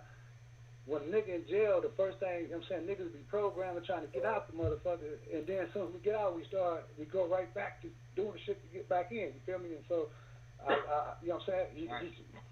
You have to change that cycle, though. You feel me? Well, I mean, what is it? With so many examples of at least an average happy life going the right way nowadays, why do you think so many people are still so short-sighted to get caught up in this bullshit? Why is it so? I'm asking not to pass judgment, because I remember being fully aware of what was right and wrong and still being so enticed in the bullshit. But even for an answer as to why I did it or why you did it, what do you think it is about this short-sightedness that we're alive? If you would project the potential of the future and how much you can enjoy in this world and what's laid out, there's a lot. Why are there so few of us that dial in on that and decide to make decisions to try to Tap in with that. Yeah. Look, can I say this? Yes. And I compare the street shit with the NBA. I'm gonna say the NBA. It's like playing for the Lakers, right? Some niggas, I'm saying, wanted to be LeBron or Kobe, and some niggas just wanted to be on a team and say that they play, right? And so most of the people that really play ball is out the way. You know what I mean? Because we already been a victim and victimized of the system, and we already know what's going on. Most of the people like us, I'm saying are conscious now, because I'm saying going in and out. You're right. You're right. Time change. You feel me? You're right. But most of the people I see out there that's going, like, I know a lot of reputable dudes that still come through in and out, right? Exempt them dudes. I'm talking about the dudes that's older, that's still out there pressing the line. Most of them niggas was alcoholics or dope. I'm saying dope fiends or niggas that would spray paint type of niggas. They wasn't too many niggas out there. They wasn't no shooters. Now watch this. This goes to show like this. Like, just say, hypothetically speaking, if you go on everybody, if you could go every corner from say from 93rd to 99th, and a motherfucker just shoot, bam. You don't have to hit nobody, but you just shooting. Once people know that you shooting, everything that happened in the community, they're gonna blame you, right or wrong. You're right. All right, and so that's what I'm trying to say. Most of them dudes ain't been through that. Right. You know what I'm saying? Most of them ain't been through no war. Right. Most of them ain't been through the system. It's a lot of I know plenty of dudes. I'm saying. Keep living. Yeah. Hey midget. That's the little homie. Well, he used to be a little homie, grown ass man. That's my homie Herb. He from Young Niggas, but he grew up on 97. All his family from the hood. Yeah. Midget, Herb, y'all family and don't even know it. Yeah, it's all love, real talk. You know what I mean?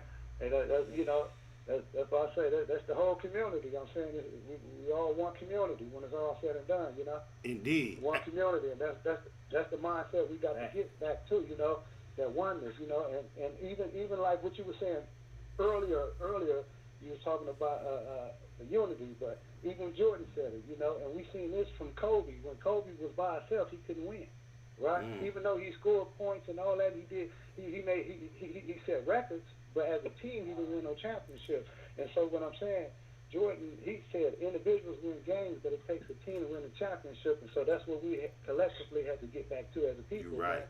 You know, a feeding system where, if you got a store, I come to your store, you got a shirt, I buy your shirt. I'm saying you cut hair, I cut your hair. We got to get back to that type of system, That's the only industry we've been able to hold for ourselves is the barber industry.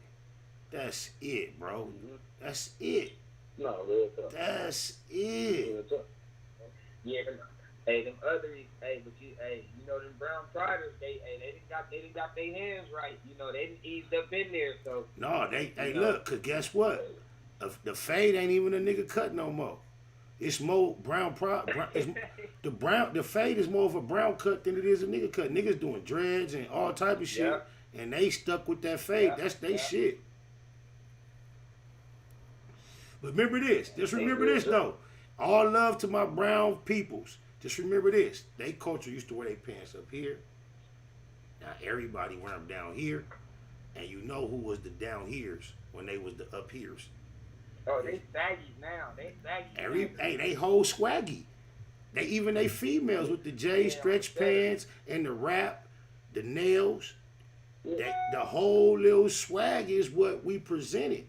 It's like, Hey, look, when did that come? When did that come about too? Like the sagging like that, though. I ain't never seen no. Niggas sag, but not like that. I don't know. You know what? You know what made it more. You know what makes it more obvious and what seems offensive is the style. When they went to the tight jeans, the draws changed. You got to wear the briefs. And now when we used to sag, even a nigga that sag hard, cause he typically gonna have a long t-shirt on, or he gonna have a tank top tucked into some puffy ass boxers where you never see the contour or the shape of his anatomy. However, once you come to these slim jeans, them puffy boxers, first of all, don't work. It's a problem. So you go, a lot of niggas, even myself, reverted to the boxer briefs. Now, if you exercise the same comfort in sagging with boxer briefs that you exercise with regular boxers, your boxer briefs are equivalent to these females' stretch pants. So now you niggas out here just displaying booty cheeks. It's a big difference. It's underwear is not the problem. Showing your underwear is not the problem. Cause when you show our underwear, we used to wear these the boxers we wore, Crip. And they puff on the back, they puffy up like this. So when you sagging, you see puffy underwear. But we wear the Snuggies too now. And when you wear them Snuggies, you see the curvature of your contour. And when you sagging hard and your shirt does not extend past your posterior, you're going to display a part of your buttocks to the entire world, irregardless to who may be viewing. You could be in line at the liquor store. The person behind you, looking masculine as fuck, can be a straight booty bandit. The same way you see a female face to face, you know, how you doing? And then you end up in line behind her. You end up in line behind her in store, and she got some stretch pants on, and you like, So just know, nigga, when you got them tight ass drawers on and you in line, there's niggas behind you like, That's how they looking at you. It's different. Don't compare my sagging that I did as an adolescent coming up with the baggy boxers and long shirts to the niggas with the tight jeans, tight drawers. It's way different. Hey, yeah, sagging don't even go with the bankroll now. Cause look, when you look, they so into the designer belts. Once you wrap a belt around your thigh area, it make your butt poke out even more. Yeah, so you really, you got your head, your back, your back, then you wearing a belt around your waist to make your booty go like this, and then your legs and your heels. So you really just putting, how all these broads is putting their butt on display, getting BBLs, and it's the booty. The niggas is sagging like it's the booty too. Oh my. That shit got crazy. They not doing push-ups. They not bench pressing, walking like this, but they sagging with tight drawers with their ass poked out. Cause if you don't knock it off, what are you advertising? Hey, look. It seems like they want to walk in public. It make me feel like they want to walk in a room full of men and put out a song that whistles.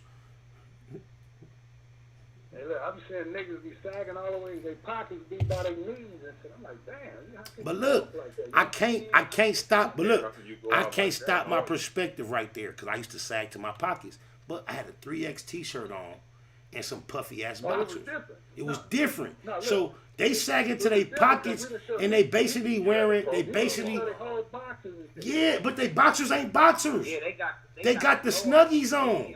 They got the Snuggies on, bro. They boxers not even boxers, cuz. That's the problem. They showing round. They showing the pretty brown round, trying to get took down. Any nigga in the town. I don't trust them, cuz. I swear to God, even me. You know how jeans done got slimmer, cuz. And you know the baggy boxers don't always work. So myself as a habitual sagger, I slip, catch myself like, but every time it crossed my mind, it's ooh. These niggas is, it don't bother them. You know the worst thing I hate, cuz? Having a passenger in your car get out, and he get out and you realize this nigga been sitting on your seat with them tight ass drawers, sagging like a motherfucker, cuz. I hate that. I'm like, you look, niggas come in my spot. I don't give a fuck. You come in my spot, and I see you sagging hard with them tight drawers, and you finna sit down, I'm telling you, bro, can you please pull up your pants? You not finna sit there and moist out my furniture and put on my shit like that's what cuz you not finna do it, cuz on Crip. On my niggas is nasty. I'm just saying. That's real talk. Yeah, he keeping it at Google. Spider Love ain't doing nothing. Keeping it at Google, huh? Hey, in the meantime, it's been a while since we did a little music. Y'all mind it? Just because y'all said that, y'all mind if I run one? Yeah. Let me just run one real quick. We're here for the whole show. Hey, I love y'all for that. Oh, my mama. Y'all my day unos. And this is Real Nia Radio. Where the record at? I'm trying to find out. I was trying to get my, like, you know, I try to get this segue perfect. So, fuck, I'm going to just do this. I'm going to do this one. Yesterday was Friday. It wasn't Tuesday. But I just got mad yesterday because I was watching something. Oh, he confused. Yeah, I'm confused because I was watching the show with my grandbaby yesterday, right? And it's a show I like. They teach her shit. Woo, woo, woo. They teaching her. I seen my 2-year-old grandbaby say Monday, Tuesday, Wednesday. And it's a show about Gabby's dollhouse. So instead of them saying Thursday, they were calling it Thursday. But you've taught the kids 1 through 10. You've taught them blue, green, yellow, orange. You taught them so many real things. Why would you fuck their head up with Monday, Tuesday, Wednesday, Thursday? Because you have a cat show. Instead of Thursday, it's Purrs. That left me confused. I don't like that, Gabby. Get it right. You're confusing the babies. My baby's smart. I don't want her to learn Thursday. Teach her Thursday.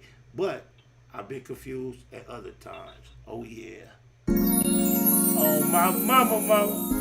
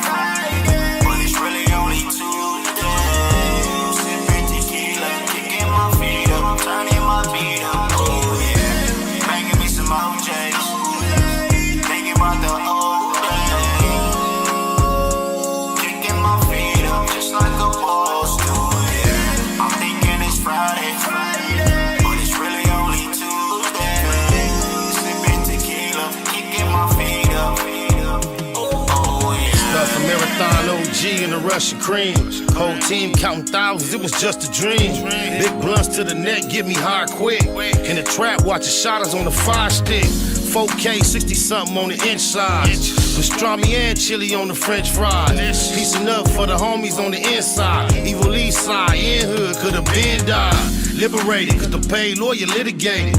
Mitigated, keep the cognac refrigerated. Getting faded in a 5-star, niggas hate it. Last time I demonstrated it was nickel plated. He ain't had no win against the 4 fin. Just went on one, and I'm down to go again. But then, I'd rather sip tequila. Kick my feet up, turn the beat up, never put my heat up on E. I'm thinking it's a Friday, but it's really only Tuesday. Sipping tequila, kicking my feet up, turning my feet up. Oh yeah, I'm thinking it's a Friday, but it's really only Tuesday. Sipping tequila, kicking my feet up, turning my feet up. Oh yeah, banging me some OJs, thinking about the old days. Kicking my feet up just like a boss do. Yeah, I'm thinking it's Friday, but it's really only Tuesday. Sipping tequila, kicking my feet up. Oh Big yeah. hands on a baseball cap, I'm from the Mac. Styrofoam cup full of Remy Martin, all cognac, no chase. I used to duct tape the 38. Riders hanging out where it ain't safe on a Tuesday. Patron bottles, Magnum hollers, we get it in. Active like every day, not only on the weekend.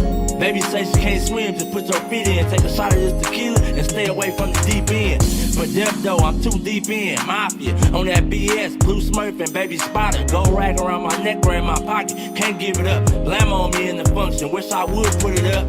Got me turned up, thinking about the old days. Homie and op, remember all my head up fast. But then, I'd rather chill and kick my feet up. Mafias and ECs, the real riders link up. I'm thinking it's a Friday, but it's really only Tuesday. Sipping tequila, kicking my feet up, turning my feet up. Oh yeah, I'm thinking it's a Friday, but it's really only Tuesday. Sipping tequila, kicking my feet up, turning my feet up. Oh yeah, banging me some OJs, thinking about the old days. Kicking my feet up just like a boss do. Yeah.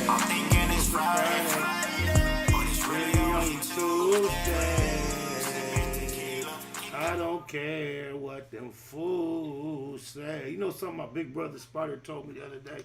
Shout out Big SPI, cuz. Neighborhood to the neighborhood. Seven, Sietes, SPIs to the first, second, and fourth on my mama, Frida Lokes.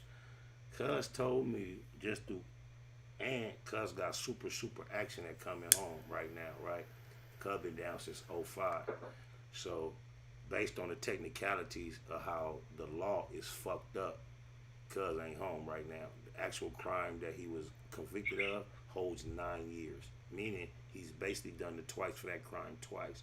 But because of the bullshit extras put on the law that was designed to adversely affect us as a people and extras, he still down without a date. But based on a nigga really being interested in coming home and laws changing and other elements, Cuz got major action. Finna be on a level 2 next month, working his way down from a fold. For those that don't know, that's all part of the process of coming home. But fucked me up the other day. We on the phone, politicking, chopping it up. A couple other homies on the phone, similar situations, whatever. Shout out Lil Mont, shout out Lil Slim Bag, on my mama, neighborhood to the neighborhoods. But Cuz said this, Spider, you know, the only reason I got an enhancement on my case, a gang enhancement, is because of you. And I'm aware that my brother been gangbanging way longer than me. However, he has 0 gangbanging tattoos. And every time he's been arrested, he's never admitted to the police any gang affiliation. Therefore, they were never rightfully able to put gang affiliation on any of his official records. Whether they knew better or not, he didn't run into a cop that was dirty enough to say, I know better, and put it on his record. They only can put that on there if there's something directly provable to prove your affiliation, or if you admit it. And him, on being slick, being on his shit his whole life, always knew when he got arrested to not admit to being affiliated with any gangs. So by the time, and he also had he had tattoos, but none of them were gang related. So by the time he caught this case in his mid-30s in '05, he told me the other day that the only reason they were able to give him a gang enhancement, that they proved he was a gang member, the logic, the rationale was, if I was his little bro Spider, if I'm a gang member, then he was. And it fucked me up because the way we was raised versus way our daddy and his mama raised him versus the way my mama raised me, it is extremely ironic ever in life for someone to call him a gangbanger because I'm one. Is the exact opposite would be the thing that we would expect to encounter. But I pointed out when he told me that, I'm like, cuz, that's fucked up. It was the homies was on the phone too. I'm like, cuz, that's crazy, cuz. I'm like, from our experience, our story as brothers coming up, who would think you would ever be adversely affected by my gang affiliation? That just blew my mind. You hear me, Hurt? No, that's yeah, that's like a huh? Yeah, it's like a Yeah. But like, just think about it. When you look at the back. And just think about it though, cuz you know how deep and complicated his case is, how serious it is. He's had multiple lawyers that he's hired, fired. He's had lawyers that he's hired that have traveled with him throughout the process to where they felt like they were not adequate to go further, and they've given him his money back. And him being as objective and analytical as he can, to be as honest as he can, to sum it up, the enhancement that has caused him the most problem throughout this situation was given to him based on the fact that he was a gang member, and the only reason they could prove he was a gang member is because Lil Narvy is a gang member. That's crazy, God. I love you, big bro. Lil Narvy on the side. Lil Narvy, cuz. Lil Narvy. Lil Narvy, though, like, they all even... No, right, guess what? I used to be... I'm Big Narvy now. It's a Lil Narvy, but before, I was Big Norby. I was Lil Norby, not because there was a Big Norby, just because I was the littlest brother and I was Norby, so I was Lil Norby. That's Lil Norby. But now there is actually a Lil Norby because I'm Big Norby and my junior is Lil Norby. Even though our first name is Curtis and our middle name is Norvell, our in our family life, our lead name is. I didn't know my name was Curtis till like I think it was first grade. I remember being in class, first day of school, and the teacher taking roll. You know, the first day of school, you taking roll. Whoop, we got a list of names. They like her. They like Equan, Jason, Keisha. Everybody raising their hand. She checking them off, and she keeps saying Curtis, and nobody is raising their hand. So now she like, damn. She counting the names on her list. She count the kids in her class. The numbers is matching up. So she like, if I didn't call your name, raise your hand. So I raised my hand. I ain't heard my name. She like, what's your name? I'm like, Norvell. She like, She look on her list, no Norvell. She called the office, explained the situation to the office. They go through the records and see my name is Curtis Norvell Williams. She looking for Curtis, that's Norvell. That's how I learned my name was Norvell. The reason being, hey, you got TT going crazy over here. 2 T's, nephew, love you, low. Bay Mac on my mama. Do everything we did, but gang bang. That's all I'm saying. You the perfect model, bro. I'm proud of you. I love you, nephew. But the thing about it is, you fucked with my train of thought. What I was saying, Chili. Look what you did. You talking about the come up. You talking about the first grade. That's what I was saying. Your name, bro. Oh, yeah, the name. What? They call me that. They call me this. But now I'm fucked up, and that's the twist. I guess that's the point I'm going to have to miss. I ain't going to be mad after this. I'm a real-life activist. I don't do lean or activist. I said, and that's the fact. On my mama, blow big bats. This the wake and bake. It's all I could take. It's about that time for me to say goodbye to the Google gang. Appreciate all y'all that chose to hang while I did my thing on my mama. I don't want no drama, but I don't run for it. Alright, I fell off. Hey. Go. Nah, y'all know I just be bullshitting, random ramble. You dig a lot. Hey, 650 area code. Hey, 65 area code. 65 area code. That's midget? Yeah. Oh, so I got all day unos on here. It's Herb, Jay, Midget, and 2 T's. For y'all don't know, 2 T's is my nephew. I call him Tiny Twin because he has a twin brother. And just genetically, physically, they are opposite in size. One of them is larger and one of them is obviously smaller. How twins are supposed to remind you of each other. They just physical stature is opposite. He's the smaller of the two.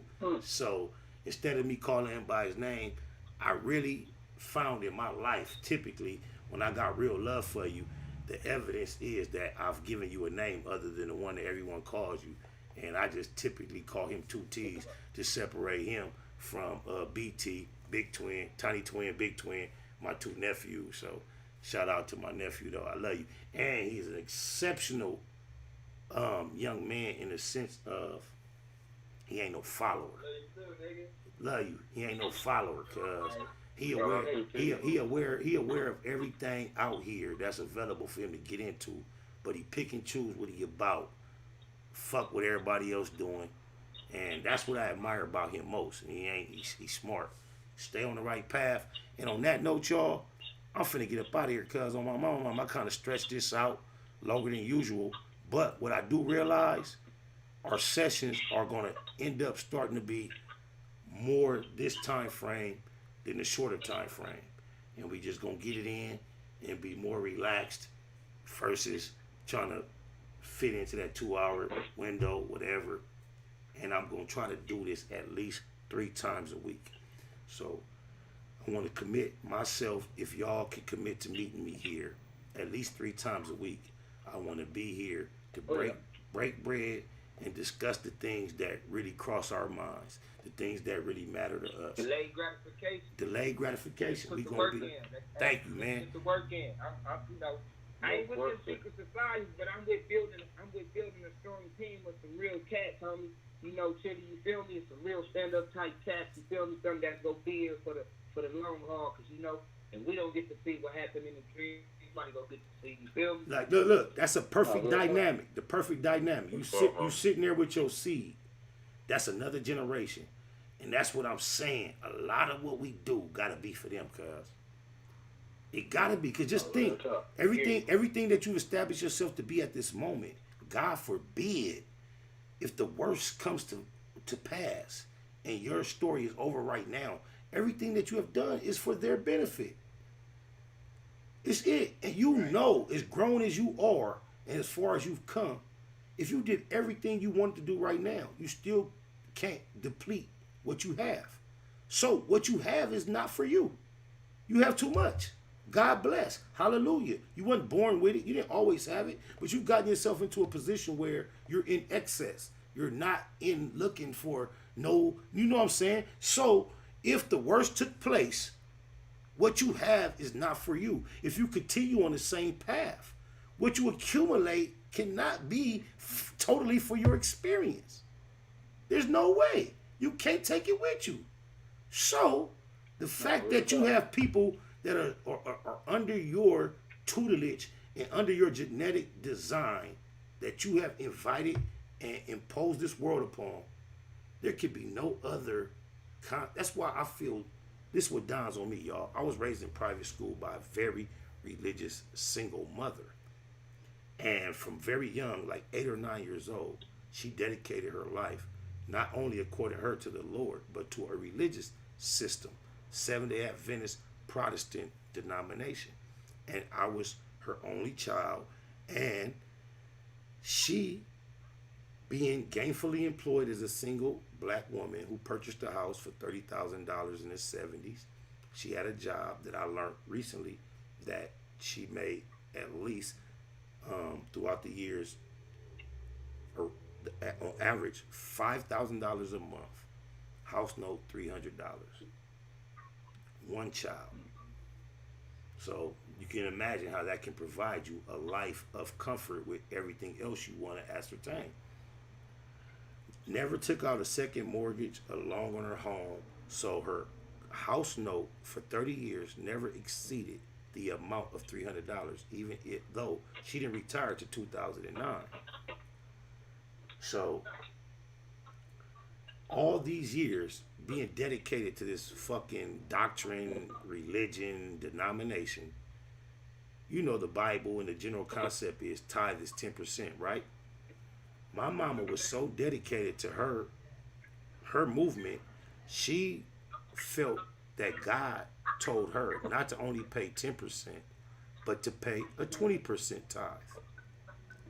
So for a period of my whole entire life of being a child, from 8 to 9 years old, up until my 20s, 30s, up until currently, so whatever time she still is on the same mission, she dedicated 20% of her earnings bi-weekly to this church organization.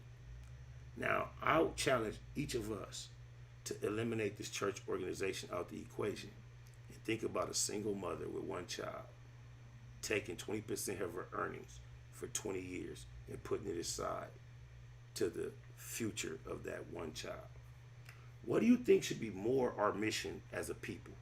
Paying tithe, or being that dedicated to put that tithing money into a fund that will benefit the future of your offspring? Somebody talk to me, please. No, right there. You see how this religious system, has aided in robbing us in our stronghold financially, economically, in the society? Can you imagine with the tools, the gifts we see possessed within myself that I humbly express right now? I'm gonna take this moment. We know my character type. We know why I am in front of the public, confident, trying to, as humbly as I can express. But imagine my mama being indoctrinated by this Bible while I was 8 or 9 years old. Therefore, her main attempt was to suppress anything that wasn't in accordance with that doctrine. So the gifts that I possessed as a child that we are all aware of at this moment, believe me, they were prevalent and obvious then. So me not being all caught up in that religious situation, have I noticed the same gifts and skill set and blessings and talents within my offspring, and don't put all these religious restrictions on the way I respond. Imagine the motherfucking potential with a parent who has one child, a child who displays the ability to be what we all have become aware that I have established, regardless of the level anyone wants to call it. Just think, no tithe. That same amount of money is into, let's try to make this do what it do. Think about it, y'all. Think about it. Think about it. Look, without that, like whatever it is in me that caused me to be Spider Low, I want y'all to know my mother tried to suffocate it. Not because she wanted to suffocate my success. It's because she was indoctrinated through religion that the gifts that I was trying to expand upon were evil unless they were boxed up in some type of religious platform. So if it wasn't that, let's not try to expound on it worldwide. So she did everything she can to repress it in her mind in an attempt to save my soul from eternal ruin. But let's imagine her not being brainwashed upon that, and then recognizing humbly a brilliance in her only child, and having the financial ability to put a 20% plus offering and other little random actions of benevolence you want to, just having that. Just think about how we think in these days, about how we would do with an offspring that we saw something extra and special in. But that's what I was robbed of, not by my mother, but by the system of religion and the way it was imposed upon our people, the way they've been tricked, the way we grabbed it. It robbed us as a people of whatever could have been developed in a prodigy way before, when I was way younger. My whole dedication to try to expose my gifts was based upon a natural inclination to writing poetry, and then getting a response from very prestigious adults that caused me to believe what I was doing was awesome. It's not me only convincing myself that this is great and then me saying I'm the greatest at what I heard. No, it's me feeling like, hey, I like what I did, presenting it, and for all my life getting a reaction that confirmed, yes, what you are creating is substantial, considering everything else there is to compare it against. And this is my drive that caused me to consistently put myself in a public position to say, hey, I can do this. Because it's naturally something that was imposed upon me. I never set out to say, hey, I want to be a person that can express myself well through words. I was just born. There are a lot of things in life to specialize in. What fell upon me naturally was a way to comprehend and then express myself through words. That is my premier gift and blessing that has been bestowed upon me by my Creator. And whether it's through rap, speech, or even sermon, I have been involved in all my life in communicating and being effective and being appreciated and being hated.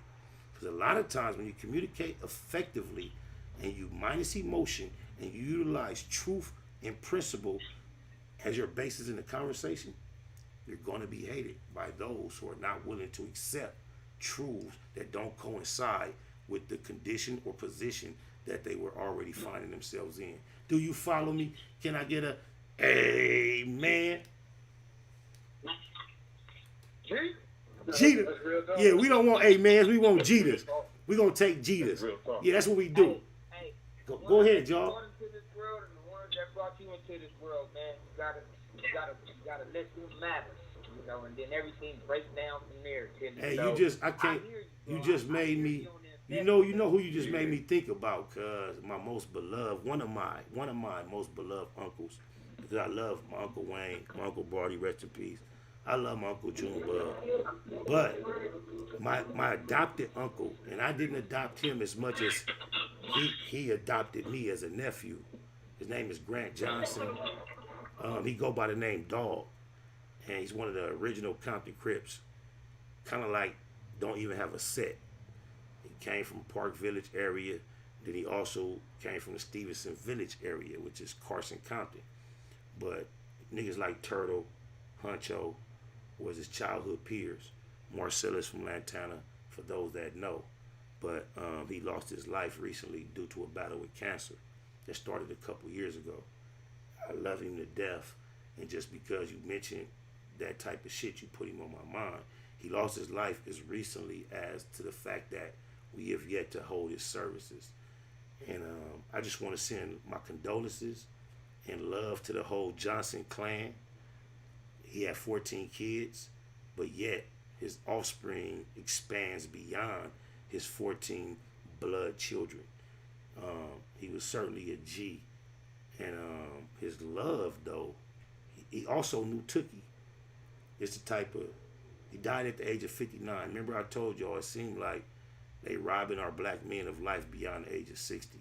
We have many examples. DMX was one of his personal friends. He was one of the original ambassadors for the West Coast Rough Riders. And DMX recently passed before the age of 60. Freeway Ricky Ross was one of his personal acquaintances recently.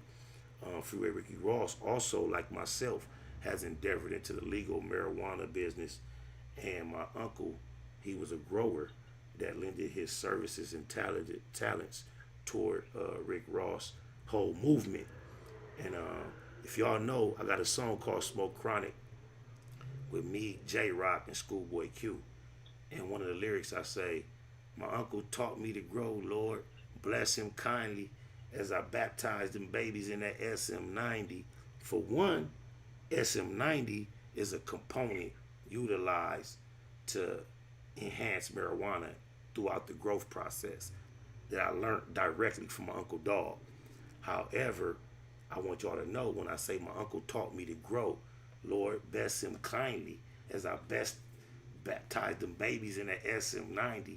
I'm talking about my Uncle Dog, who is a native of Compton, but spent a large majority of his adult life in Fresno, California, and made his mark known there. And all the locals in Fresno that matter are fully aware of his existence. And fuck cancer, because it took my nigga this week, and he been on hospice for the last couple of weeks. Me and Puto been on deck over there, holding it down. Shout out to Desmond, Grant, baby Grant, all the ladies. I ain't gonna try to name y'all. Terrence, you feel me? I appreciate y'all for accepting me in y'all clan all these years, for letting me be a cousin / brother, and letting your daddy love me and allowing me to love y'all daddy back. I love you, Mama J, that's his mother. I appreciate everybody that's been on deck throughout the experience of this transition. I've been close up on death quite a few times in my life, but I've never been up close on a continuous, slow, steady death as I watch my uncle leave this earth. But I want to tell y'all this, all the fear we have of death, what I just watched my uncle go through gives me a peace that I've never had with the issue of death. But I love y'all. My mama, I ain't gonna stress this shit out. I'm up out of here. Tupac, my generation, Pac was highly intelligent, but in our culture, street culture, especially his generation, intelligence was viewed as a form of weakness. How do you get the people that's really affected by, what we trying to solve, involved?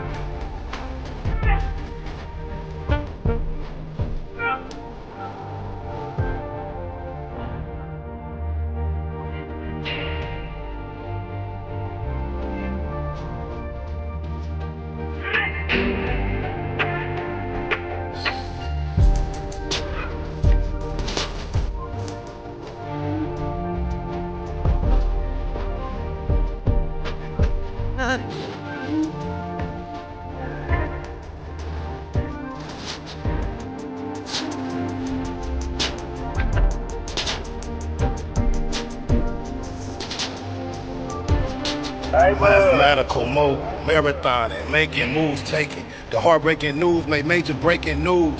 Nephews, nieces, siblings, seeds, they confused. Waking up shaking, aching, praying that it's April Fools. Chosen child from the now, down, stakes is huge. Snakes and fake straddling the gate, it's too late to choose. Through violent visions gave victory, paid your dues.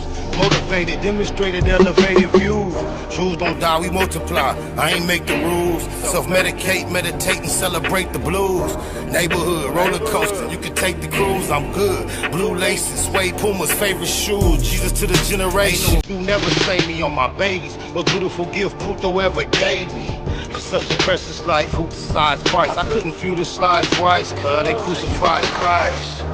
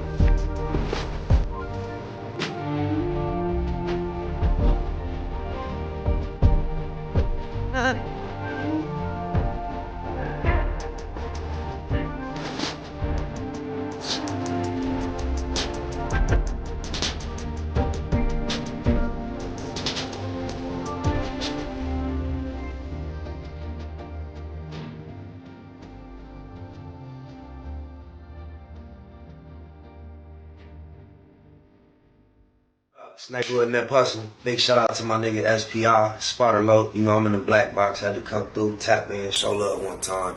Yeah, y'all make sure y'all subscribe. Stay tuned, all that.